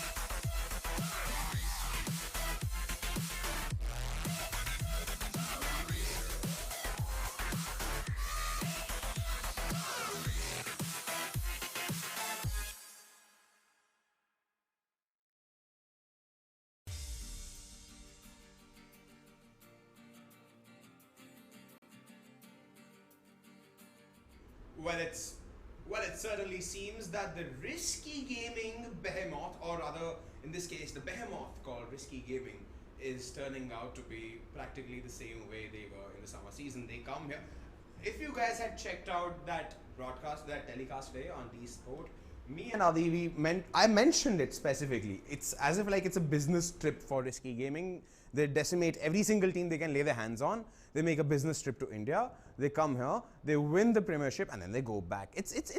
They make it seem like a walk in the park there. Well done, Risky Gaming. Absolutely amazing Counter-Strike Global Offensive action. And also Shooting Monkeys, guys. Hindi mein, they say dil chota na karo. Don't feel bad about it. Maybe some more homework on the way Risky rotates around the map and plays. Maybe that can help you guys. No doubt about your skill sets on top of that. Well played, both the teams. Well played indeed. Now moving on, everybody, let me take this opportunity to welcome each and every one of you joining us on the Facebook page of ESL India and the YouTube gaming channel of ESL India. Welcome you all. And if you guys have joined us late, well, let me tell you, we had started the July session of the ESL India Premiership 2017 Fall Edition from the day 1, which is today. We started off with the Clash Royale Best of 5. We just got done with Counter-Strike Global Offensive between Risky Gaming and Shooting Monkeys. Now we are heading into some 5v5 Dota action. So we have a match coming up between Team Intelligence Quotient and their opposition is going to be Go Figure Red. So let's quickly take a look at both the teams here. All right, now talking about Go Figure first. Now, they are based out of Bangalore and they're led by Raghu Drake N. Now, they are one of the top teams in the country and they have talented players on the roster, including the star player Harsh Archmage Shah. Now, the team will be missing the services of Saurabh Milk Saha. The player has taken a sabbatical in order to focus on his examinations. Now, he has been replaced with Amit Ame. Now, the team finished third in the summer season finale of ESL India Premiership 2017 and they are now vying for the top spot with this lineup in this edition, the fall edition of the ESL India Premiership 2017. Now, the opposition, Intelligence Quotient. Now, a huge shout out to them. They're a Cambodian team. They're based out of Cambodia. They came here in the summer season finale. They came here. They got pushed into the lower brackets by Entity Gaming and then they rose up from there like a phoenix and just went for it. They are the champions of the summer season finale. Intelligence Quotient, the team from Cambodia, and they're a very talented and enigmatic team in the region. In fact, their star player, number 7 Meng, boasts of an 8k MMR. Now, in order to attend the LAN finale, the team in summer season, if you guys were following various social media of Dota 2, you guys would have realized that they crowd-funded their entire journey from Cambodia to here because currently the situation of Dota 2 in Cambodia is not really, how would I say, it's not really that great. So they take all the help they can get. Now, they beat India's top 3 teams in order to clinch the 3.5 lakh grand prize here, and they're expected to finish in the upper echelons of the Master League standings as this season progresses. Now, can we expect similar gameplay like we did in the summer season finale from this team, Intelligence Quotient, or will Go Figure Red prevail? We'll get to know more about this when our casters take us through all the action happening in game of this game between Team Intelligence Quotient and Go Figure Red in Dota 2. Only and only on the ESL India Premiership 2017 Fall Edition, coming to you day 1.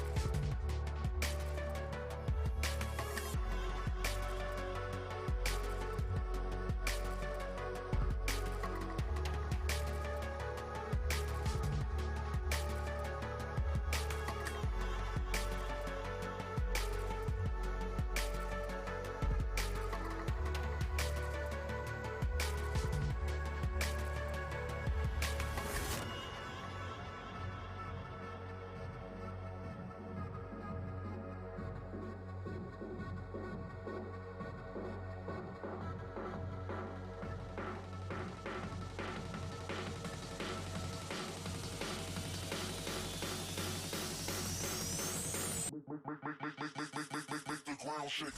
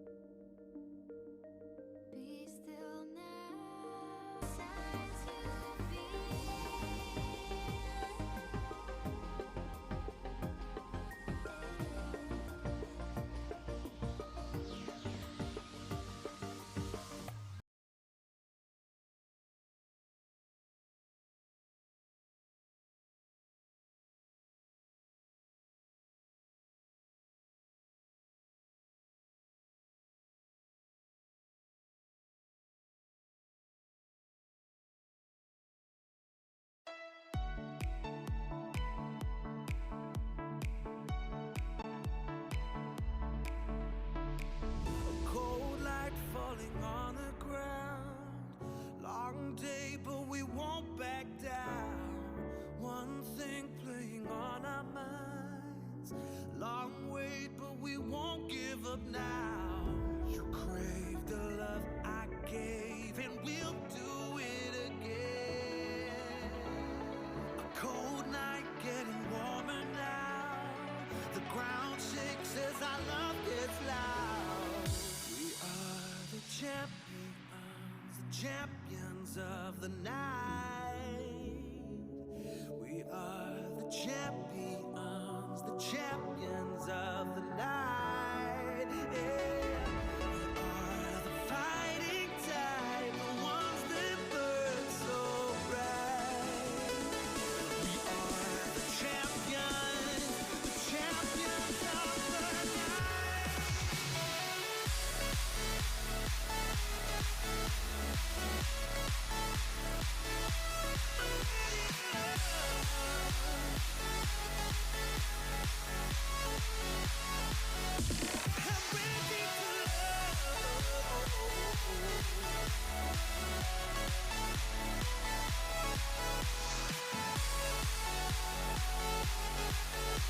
Champions of the night. Can't tell if we're dreaming now. We watch as the fire falls down. One thing playing on our minds. Time stops and we don't make a sound. You crave the love I gave, and we'll do it again. A cold night getting warmer now. The ground shakes as our love gets loud.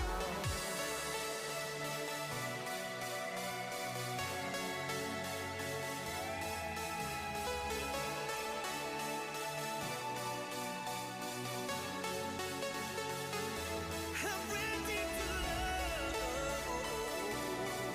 We're the champions of the night. I'm ready to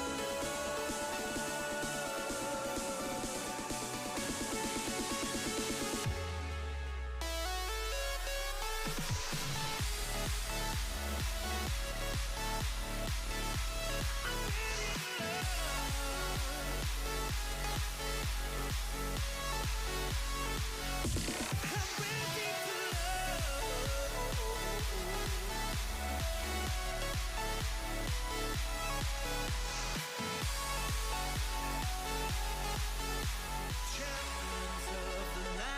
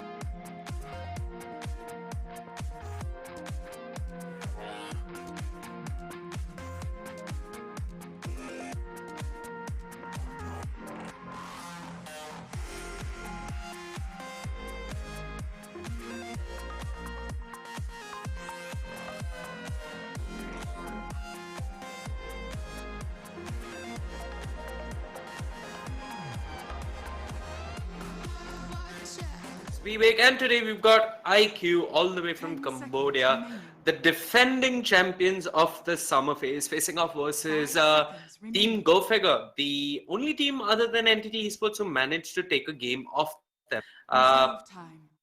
It's, well, we're already well underway with the draft and we're already a little bit late. Apologies for the delay, folks. But yeah, back to the draft. Go Figure, Red. I really like how they've opened this.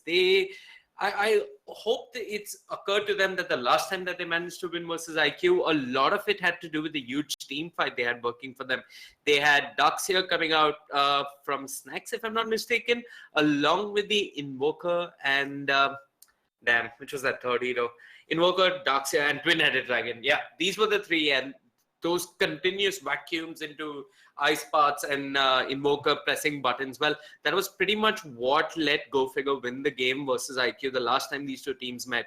So they've got a good amount of team fight. They've got Earthshaker and the Disruptor. I'm not sure if this Earthshaker will be going to the offlane, but unfortunately the Invoker's been banned out. IQ on the other hand, they're a team that, well, nobody understands fully yet.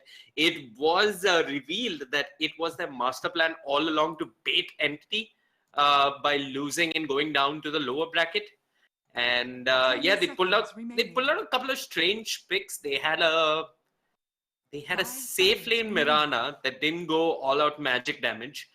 They had a safe lane Lich versus Entity, which to this date haunts Swifty. I mean, I've seen people in pubs type IQ.Lich and pick Lich against him, literally. And if I'm not mistaken, it was Kembululu from Signify. For those of you who are wondering what signifies another team which is a combination of Indian players as well as a couple of players from the Philippines and one player from Australia who's of Philippine, I mean, originally from the Philippines or of Filipino nationality, if you say. And yeah, Signify, they're in the Challenger League. I believe they lost the game to a Malaysian team called Genesis.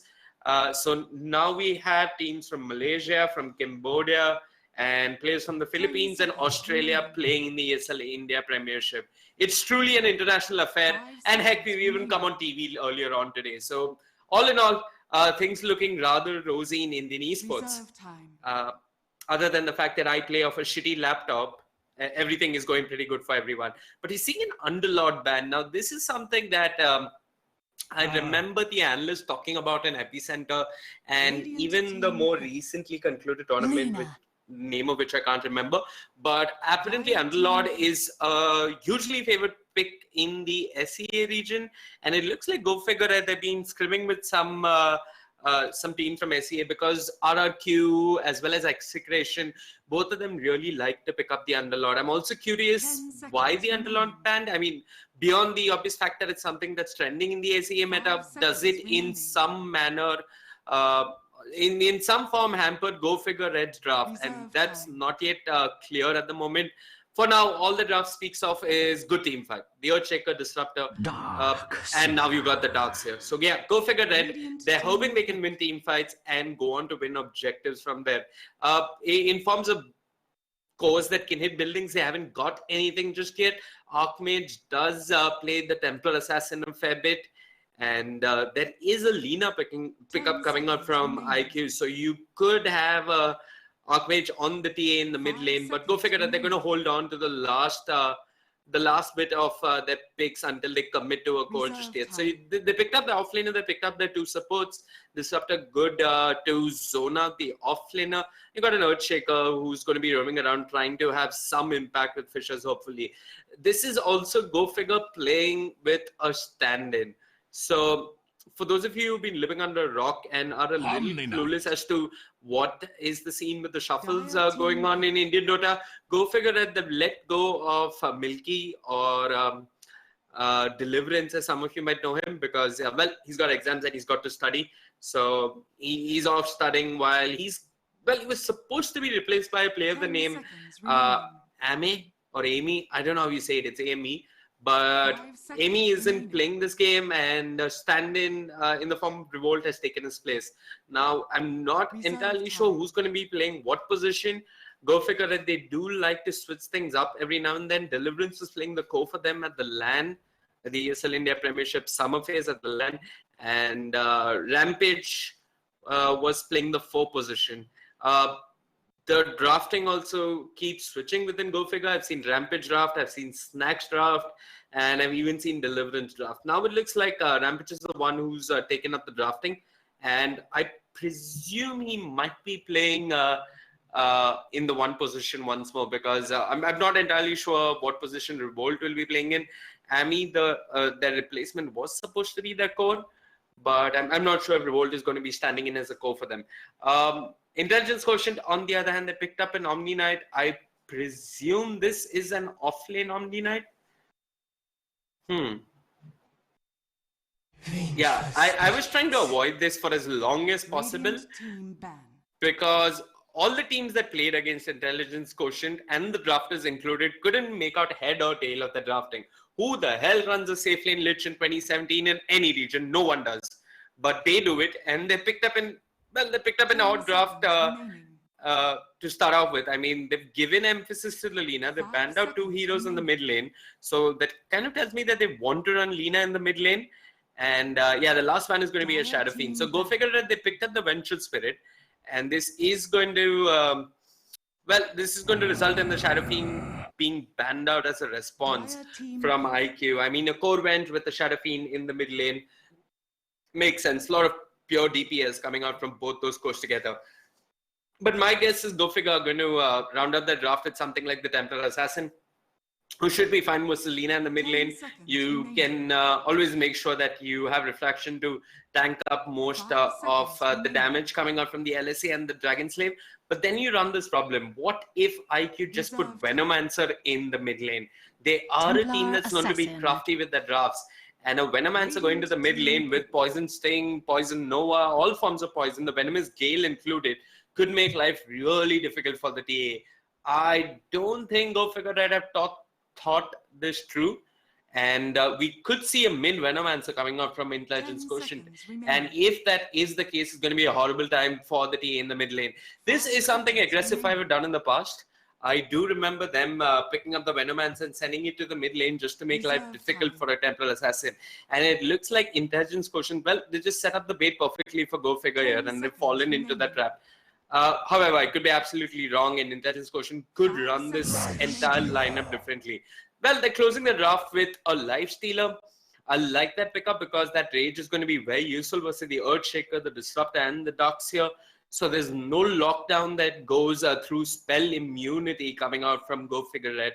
Other than the physical damage coming out from the TA, they're really going to be struggling to deal with this Lifestealer. I also guess the Lina is going to get something like a Yule set early on, just so that she's a little bit more survivable through all of this huge team fight coming out from Go Figure Red. I mean, the Yules is not going to protect her from Glimpse, but, you know, maybe try and just stay alive a little bit longer. Or maybe even a Shadowblade. A lot of Linas these days go Bloodstone into Shadowblade somewhere down the line. Zing has picked up the Venomancer. 5 seconds remaining. And Kumi's picked up the Lina. If I'm not mistaken, Kumi was running the safe lane for IQ at the LAN. And I think Kumi was the guy who got multiple rampages on Terrorblade and whatnot. So Kumi's going to the safe lane with the Lina, and that means Zing might be heading over to the mid lane with the Venomancer, which is most probably a shit lane to be in as a Templar Assassin. Go figure that they got baited, and they got baited hardware. Once again, Intelligence Quotient staying true to the name and making all of us at the ESL India Premiership feel mighty stupid.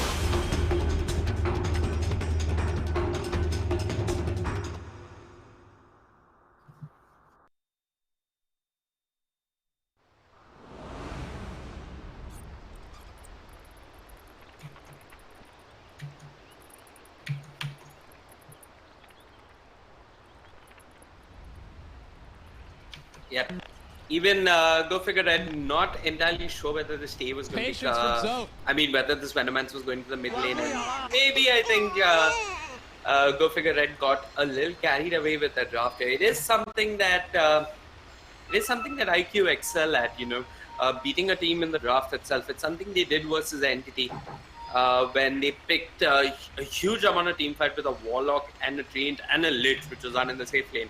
And Entity had no answers to that team fight. I mean, all they had was a Tusk and a Crystal Maiden, and that really would not be able to deal... hold on. 1 second.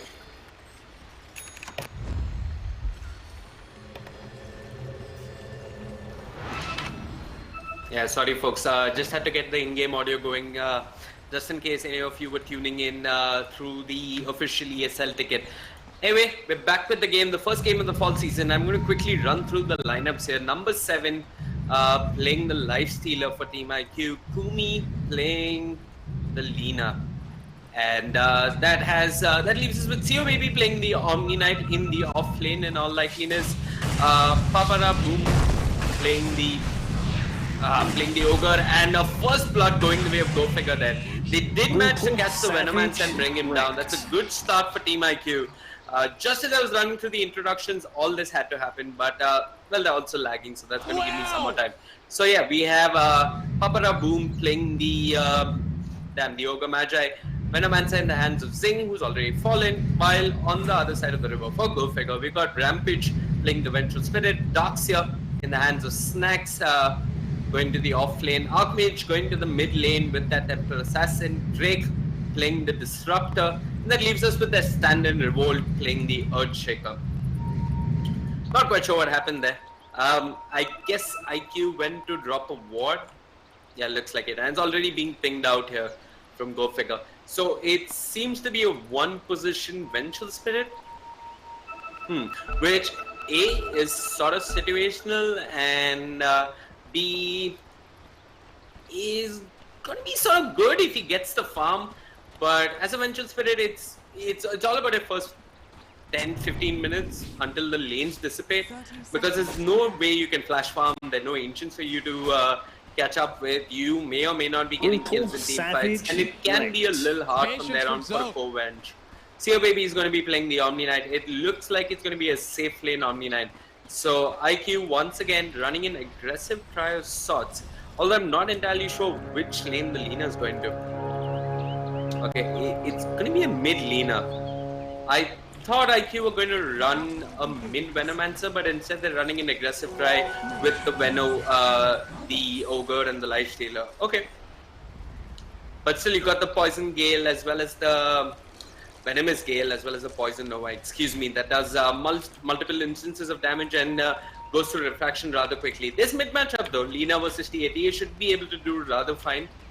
And yeah, I sort of expected IQ to put the Venomancer in the mid lane, but yeah, they're not going to be pushing their luck that hard. I mean, they'd rather prefer the Venomancer as a support, zoning out the enemy's safe laner, which in this case is the position 3, Snacks on the Darkseer. Early rotation coming out from Drake. He's pretty much ditched his off laner.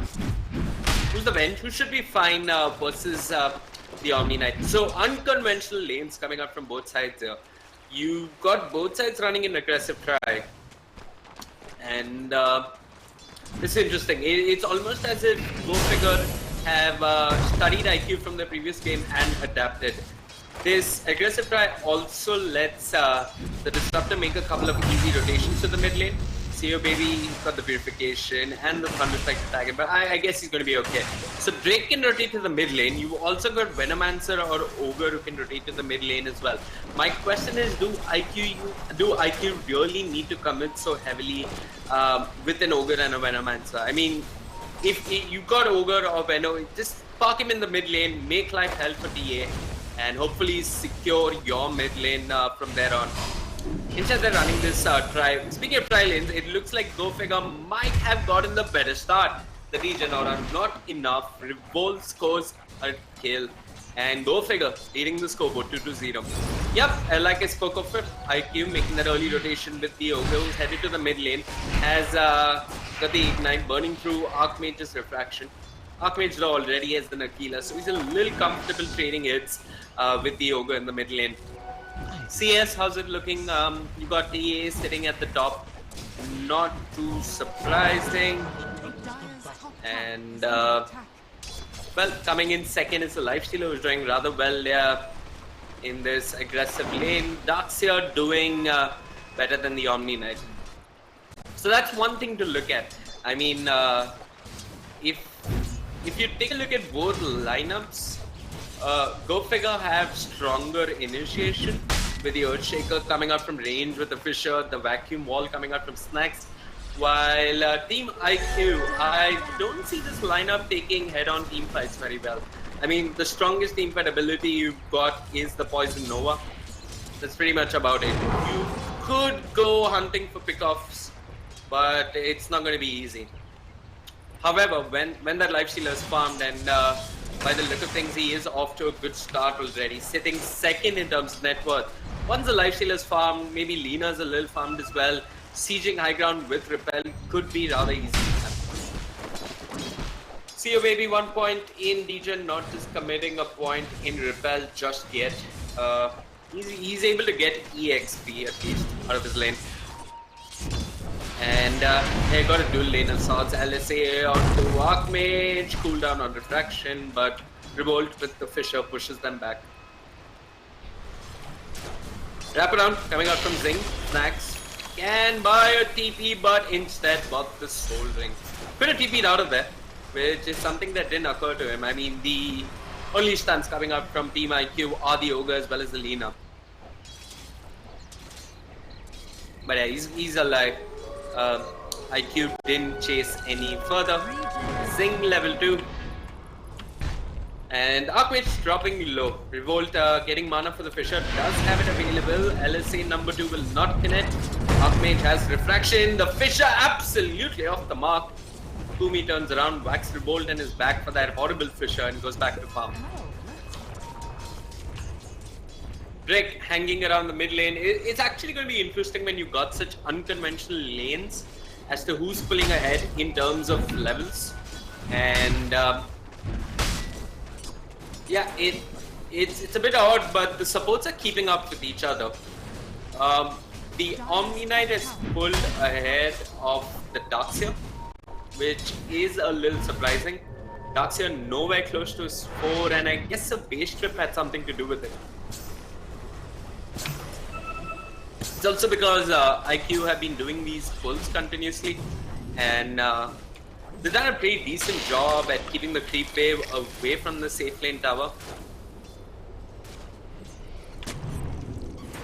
Rather quite early game to start out with. Go Figure did get 2 kills, one on the Omni Knight and one on the Venomancer. But other than that, it's been a rather quiet start. Mid lane, Lina starting to pull ahead in terms of last hits, but not in terms of net worth. Archmage doing a lot better. Lifestealer farming with not much contest coming out from Go Figure. He's queued up the face boots, but could consider Midas. I wouldn't advocate it, but if the laning phase is going to come to an end rather soon, he might need that Midas to stay relevant as the game goes later and later.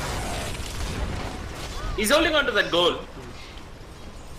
A lot of it unreliable. A kill now on him could keep IQ from getting the next item. And once again, Revolt abusing the fact that no one on the side of Go Figure in this lane can do anything to cancel TPs.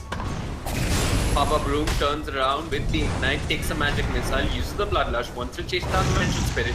You got the stun, but no follow-up lockdown or damage just yet. See you, baby, not in range to get the purification.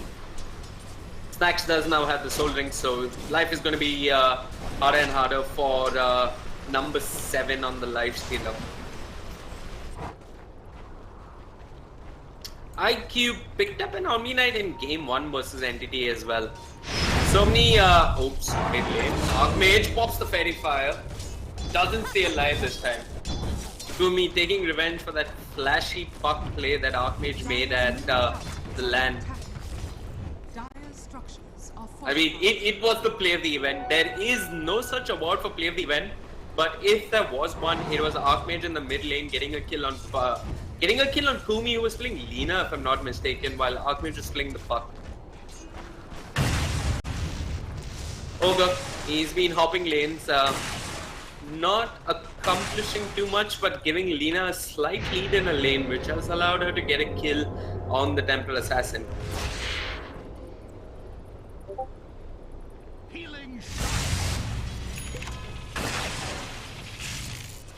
Here, baby. He's got the magic stick, still searching for his next item.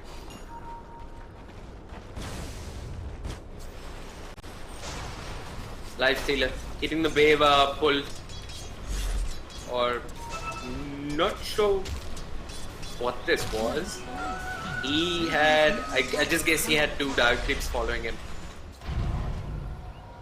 Archmage pushes out the wave in the mid lane. It should give him an idea that Lina is missing. No one coming to defend the tower. And Archmage is stacking agents to farm, double stack to be precise. He's got the treads as well as the Aquila. Should be able to clean it up. Not sure if it's going to bring him any item of significance just yet. But if I'm not mistaken, this is what IQ wanted to scout out with that early ward that they dropped on this cliff. Rampage, Magic Missile, Thunder Strike might force CO Baby to drop the repel on himself. Could consider the purification first, but he's just gonna walk it out, shrug it off.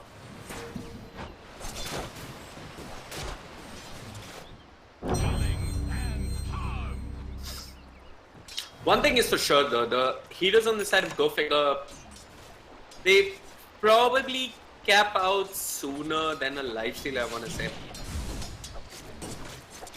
I mean, TA kind of caps out rather soonish. The most impactful item you'd be looking for if you were the Earthshaker was your Blink. And he's making decent progress towards it. Oops, what's... Okay. My mouse just wanted to go north for some reason. So yeah. If anything, there is a certain pressure on Go Figure to make an impact in this early game. With the heroes they have. IQ are okay taking this game slow, and Omni Knight is not okay getting glimpsed back. He's just going to drop the repel on himself and run down Drake. 2 points in degen. A stun to keep back Papara Broom. What is his name? Papara Broom. Okay. It is Papara Broom. Shrine being used up by Archmage and Revolt. Both sides poking and prodding. It has been a rather reasonable break before the summer season, between the summer season and the fall season. And I have absolutely forgotten about this guy. He's been jungling away quietly. He's queued up on Midas as well. Jing started out in the lane, moved into the jungle, got a couple of points in Serpent Wards. He doesn't realize that there's someone with an Iron Shield sitting next to him. Now he does.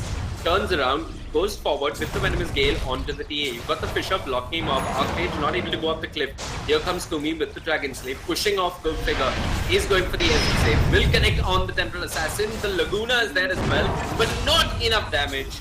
Wow. At the very end, the Dragon Slave comes through and Kumi scores another kill on the Temporal Assassin. Zing being the perfect bait to get things started. So it's not a good start for Archmage on this TA. I mean, I guess he was sitting on a lot more gold after clearing that stack, and he did end up losing a decent chunk of it. Here Baby's gone for the face boots. And looks like he's building into a Soul Ring to make sure he has no mana problems to look after. Snacks, what's he looking like in terms of items? He's completed the Arcane Boots as well as the Soul Ring. He's got an entire jungle on his side of the map to farm with. While if you take a look at IQ, they're managing the farm a whole lot better. I mean, Ogre, he's pretty much just bucked himself in the bottom lane, while Venomance has been farming up that jungle. He's got points in the Serpent Wards as well. Oh wait, they're called the Plague Wards. Sorry, Serpent Ward is the last time, my bad. Oops, Vengeful Spirit walks into the trees. There is a kinetic shield, but it doesn't make too much of a difference here. Baby just standing there, the Echo Slash brings down the Omni Knight. A quick soft, make sure that the Vengeful Spirit stays alive. They want Papa Broom. Shing comes in with the Venomous Gale. He's trying to bring down Drake, but Drake just pops a TP, is about to get out of there, and Go Figure, get a core, lose none in exchange, and force a rotation out of the Venomancer. Who's now got a Midas, by the way. That's a position for Venomancer with a Midas 12 minutes in. Heck, that's a good timing for even an Invoker. So, in terms of farm, IQ are doing rather well. probably didn't expect the checker to be 6, and that Echo Slam really took IQ by surprise there. He waited till the last minute until the repel wore off and just pressed that R button. Or the C button if you play Legacy. I think it's C. The good thing though for Go Figures, Rampage didn't end up falling. That could have been costly. I mean, they've lost Archmage a number of times. Archmage forced to jungle. But he's made a decent recovery, I want to say. I mean, 13 minutes into deaths, he's still got a Blink Dagger to work with. And he's got a lot of lockdown on his team to make use of. The LSE will miss in the mid lane. He turns around with a meld attack. He's got another trap, doesn't need it, gets the kill. Blink Dagger unveiled. And Archmage finally gets revenge for his numerous deaths in the mid lane. A good gold exchange of nearly 700 gold in favor of Team Go Figure them. Yeah, the good thing is Snacks hasn't died just yet. He's farming towards his mech quietly. Okay, I missed that. Archmage got the mid tower. But yeah, I'm sort of worried that this Lifestealer has not been farming effectively. That's what I was going to say. But he has a Midas and he's getting an armlet in good timing as well. Meanwhile, action breaks out. They get a core and they get the Ogre as well. So that's Archmage with his Blink Dagger, and that's also Snacks making a rotation. Go Figure off to a good early game. They've got the mid tower. They're also managed to get a couple of kills on the same lane, and they're going to try and take down this tower as soon as possible. Go Figure moving systematically from lane to lane and securing objectives. Also going to hold on to the mid tower, I guess. Quick lane swap coming out from Go Figure. Rampage sitting in the safe lane, one smoke. And Archmage trying to make as much as possible with this Blink Dagger. He's making decent progress towards his Desolator as well. Top lane, you've got Open Wounds coming out of Rampage. Rampage did just commit the teleport scroll to get there. But he's got a hood and it's going to let him stay alive. A little bit of regen to work with. Yeah, number 7, not sure if he had enough damage to work with. Maybe a quick infest out would have done the trick. But yeah. Once again, Team IQ looking slightly out of sorts in the early game.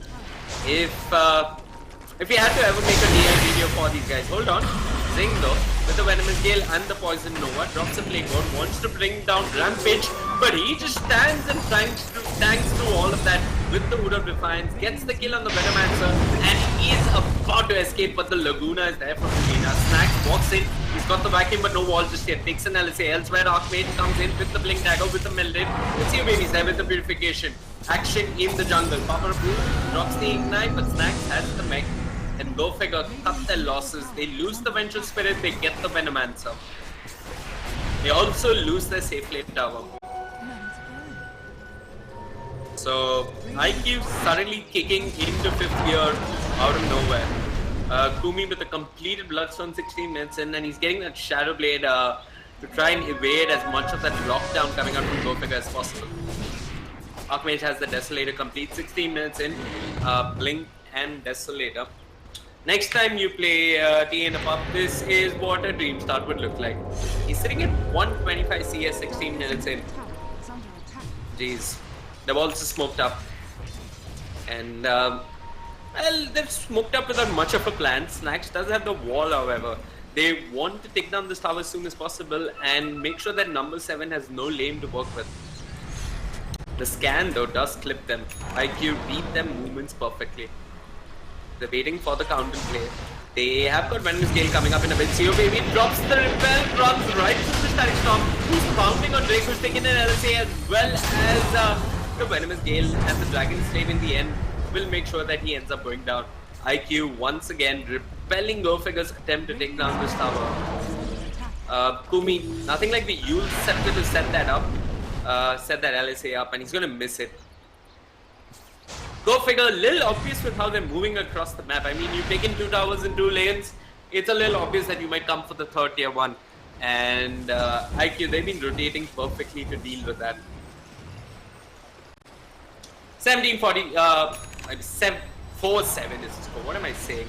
And the net worth graph, it's been a bumpy ride, but it's just 2,000 gold in favor of Team IQ. EXP though, 6,000 in favor of Team IQ. A lot of this has to do with the two Midases on the side, one on the Venomance and one on the Lifestealer. So I guess that amounts for a fair bit of that advantage. Also the fact that Venomance is going to jungle. He's going to obviously jungle and kill creeps by himself a lot quicker than a Disruptor and an Earthshaker. And Earthshaker does have something flying out to him. So that's a Blink Dagger, 18 minutes in. Revolt will be looking for those big team fights.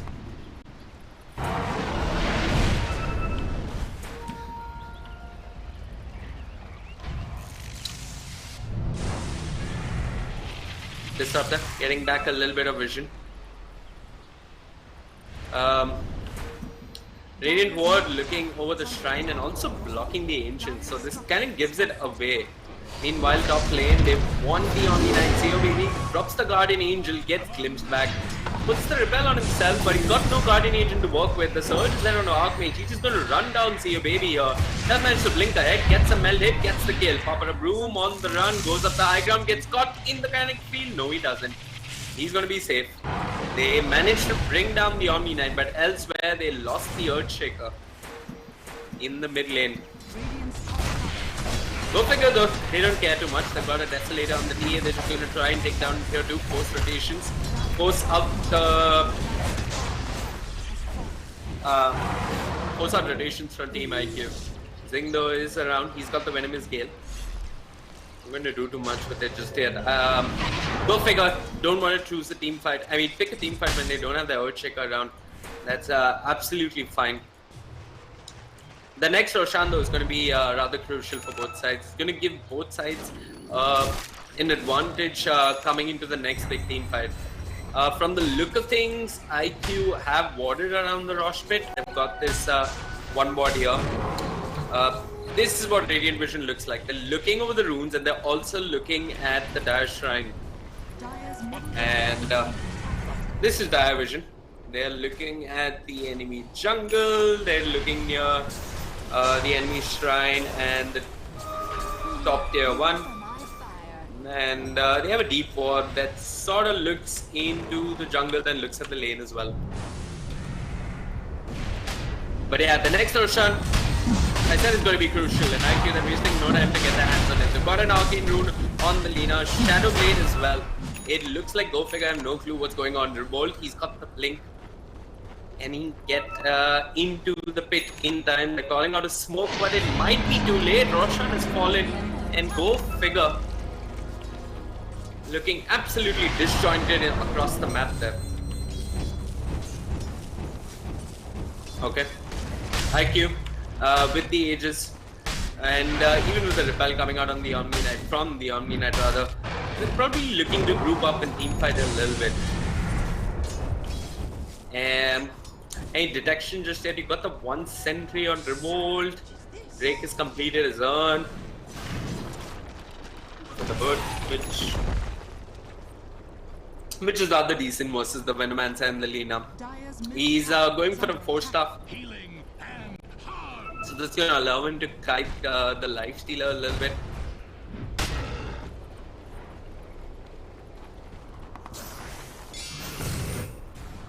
Well, Go Figure did have a decent start. They did manage to get their hands on towers, but in this mid game, they're missing some unity and general clarity of thought, and this is allowing IQ to farm faster and faster. The net worth advantage now nearly hitting 7,500 in favor of Team IQ. Snacks though has a mech and a hood, and with time, this Venomance is getting more and more irrelevant. IQ, this is going to group up, take the tier 2. Go Figure trying to make a similar trade happen on the other side of the map. Looks like they are. IQ could actually maybe force Go Figure to fall back. Yeah, it looks like they're going to do just that. Who's going to apply some damage on the tier 3. Apply some chip damage with the Fury Souls. Should be able to do a fair bit of work, but you got Revolt coming back on the Earthshaker. Go Figure. Well, now's when either team wouldn't like a core or a support to get caught out on the retreat. But yeah, go figure, they're doing the right thing. They're just going to all TP back to the tier 2 in the mid lane and get back to farming. CEO Baby along with Kumido, they do see Archmage. The LSA will connect. The refraction doing its work. Kumi wants to run. He's got the Shadow Blade on cooldown. The swap back along with the Magic Missile, followed by the Melted, does secure the kill. Here comes number 7 on the life stealer. He wants Rampage. He's got the open wounds. They've got the Guardian Angel as well, keeping them alive. But this is Go Figure next to a shrine. Who turn tail, move on to Kumi, gets glitched back. He's going to survive a little bit longer. The Thunderstrike giving a vision of him in the Shadow Blade. Archmage forces out a fresh 10-second BKB and doesn't get the kill that he was looking for. Go figure, lacking on the detection as well as the communication there, and IQ might think of going back in. Rampage doesn't have the swap. Got a mech complete on the Venomance as well.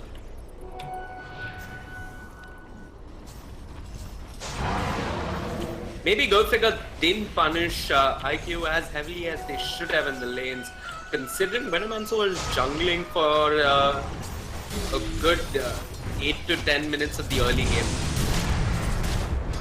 And maybe they might, I don't know, maybe this might come back to haunt them later. But IQ, they're grouping up. They're rather ready to take a team fight. Kumi, he's lost his ages, it has expired. Rampage with the swap, is that the best way to initiate though? You ideally want to keep the Vengeful Spirit alive a little bit longer. The tower dropping low. Go figure, waiting patiently. Earthshaker waiting for his glorious $6 million Echo Slam there. But no initiation results in the tower being lost, and IQ securing a safe retreat for the time being. Number 7 even hanging around to clear through some of the Ancients. A lot of sentries coming out from Go Figure. They did drop this sentry with hopes of catching a sneaky rotation coming up from IQ while they were pushing for the tier 2. They've also got this defensive observer, and this is what it sees. And yeah, other than that, you've just got a couple of TA traps of vision. The sentry behind the mid tier 2 in case IQ did venture to drop out a deep offensive ward. But right now, both teams are playing with way less vision. However, Go Figure, with the BKB on Archmage as well as the Blink, they should feel rather confident. They've clicked IQ with the scan. It was a rather obvious one. Snacks, undercover smoke, wants to go in. He's not got the Blink. He walks in quietly. Gets the rack he wants to do with the Static Storm. The team fight control form revolve with the Echo Slam. Make sure they get the kill. They swap back. Number 7 there. Number 7 making a run for it elsewhere. You've got the Venomous Gale. Revolve going to TP back home. Number 7 being controlled with the Glyphs. Archmage on that TKB trying his best to bring them down, but he's supposed to not. Physical damage is too much from IQ. He pops the Mel, but he ends up falling either way. Go figure, they are retreating. They did manage to get a couple of kills with that Echo Slam and the Static Storm, but IQ, they got a lot more. They managed to bring down 2 crores. If you take a look at the fight recap, it's not presenting the complete picture, but the net worth advantage once again sliding slowly in favor of IQ. I sort of like what Go Figure did. I mean, you have team fight, you look for team fight, you win a team fight. But if you don't get the cores on the side of IQ, it is usually problematic. They even pop the shrine. They do manage to bring Kumi on the wrong side of the Fissure, but no follow-up damage. With Archmage dead for 20 seconds. And a Vengeful Spirit is only respawned. Once again, IQ know this is their window to strike. No Echo Slam, no Static Storm. They're just going to take a tier 3 and back up with Discipline. But Zing gets caught on the retreat with the Glimpse. What? How? Repel. I forgot about that. Zio Baby keeping Zing alive. And IQ moving systematically into the enemy jungle. Taking down the shrine next to Roshan. Who is, who may respawn in a minute and 30. Or 3 minutes. Rampage, he's got the 4-star complete. I wonder if Go Figure should probably just pop the smoke and look for another engagement. They've got the Static Storm, you got Echo Slam in 30 seconds as well.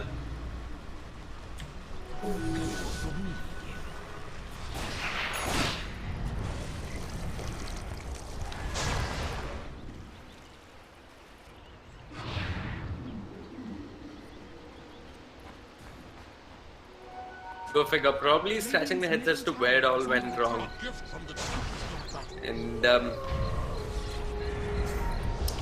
yeah, I guess they shouldn't have lingered after they got those 2 kills with the Echo Slam and the Side Stomp. Kumi though with that Shadow Blade getting a lot of useful information. The sentry might have just scouted him out. Excuse me. A 13k net worth advantage, 28 minutes in. Kumi hasn't dropped a single Bloodstone charge since he's picked up Bloodstone. Looks like he's going for that BKB next. Not sure if he needs that when he's got the repel around on the Omni Knight. But it would be nice if you could drop the repel on maybe the Venomancer and wow, he just walks in with the Shadow Blade, 2 hits, a Laguna gets the kill and no one to punish it. Lina laughing away to the bank there, number 7 with the Radiance and the Heaven's Halberd to deal with the Temple Assassin as well as the Vengeful Spirit here. What? Did I see a Radiance? Number 7. Radiance and Halberd. This, I mean, I understand the evasion stacks, but it's an unusual build, and it's working for him. It's cheap evasion, not exactly cheap, but it's some evasion versus the Temple Assassin, and this might force Archmages to go for an item like a Bloodthorn or maybe even an MKB. I see why number 7 picks it up. I mean, he really doesn't have to worry too much about magical damage if he's on point with his rage, and then you only have a TA to look after, or a TA to rather be afraid of, if anything. And the evasion is good. Stacks diminishingly, if I'm not mistaken. What's he going for next? He's looks like he's queued up a Vanguard, might go for the Abyssal. That lockdown is nice. Doesn't need it desperately, but it's nice. Nice for his team in general because they're missing. I mean, the most reliable lockdown is the Ogre, and Lina doesn't have anything like a Yules to get the LSA set up. And if she gets one, well and good, but it's not reliable lockdown. Archmage, Blink Dagger, low on mana. I think they see Zing with that ward though. But he's gonna get away. He's got a couple of wards to ward off Go Figure from chasing deep. Go Figure, they're going for the tier 2, but the bigger objective at this point is Roshan and IQ. They're in the right place at the right time. They're gonna get their hands on the Aegis. The question is, can Go Figure pressure the tier 3 here? IQ. I don't think this Roshan is going to go down quickly enough. Kumi has got the BOTs and might have to BOT all the way back. You've got the Glyph Fortification coming out, Lifestealer making a rotation as well. Roshan still underway, dropping lower and lower. Go figure. They didn't get the tier 3. They didn't apply any pressure, and then not getting Roshan as well. This is the worst trade you can make. It's like, it's that extra 5% that you get in a packet of Lays. It means shit. I mean, that tier 2 was that extra 5% you get in a packet of Lays. It has no real value, and you're still spending the same amount of money for it. In fact, it's worse because now IQ have Aegis to work with. They've got the Fisher there on the mid lane on the Lina. But no real follow-up damage, no glimpse, no vacuum. Snacks did go for the complete fight. He's getting closer to his blink. And maybe this is when Go Figure can start to shine. A 19k net worth advantage in favor of IQ. IQ will feel a fair bit more comfortable going high ground. They've got the Repel, they've got the BKB on Kumi as well. And Jing has got a Solar Crash. So he's got evasion to work with. He can even drop that on the lifesteal, and then I'm not sure who deals with him when he's hitting your barracks. Yep, we got the Solar Crash on number 7. And that melted squad. Snacks jumps in, vacuum wall, Echo Slam, Static Stop, then dropped it off. El Miro. Number 7 taking work, the shrine being popped. Go figure trying to retreat, revolt on the Earthshaker bot down.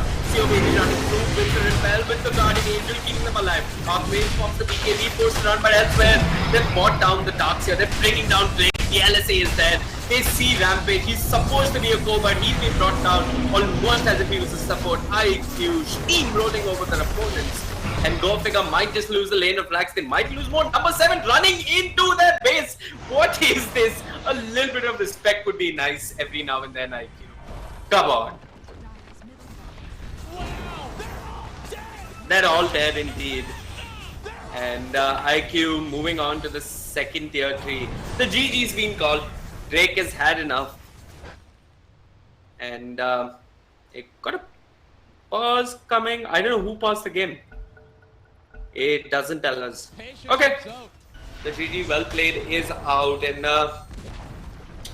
IQ once again managed to continue their winning streak, if anything, at the ESL India Premiership.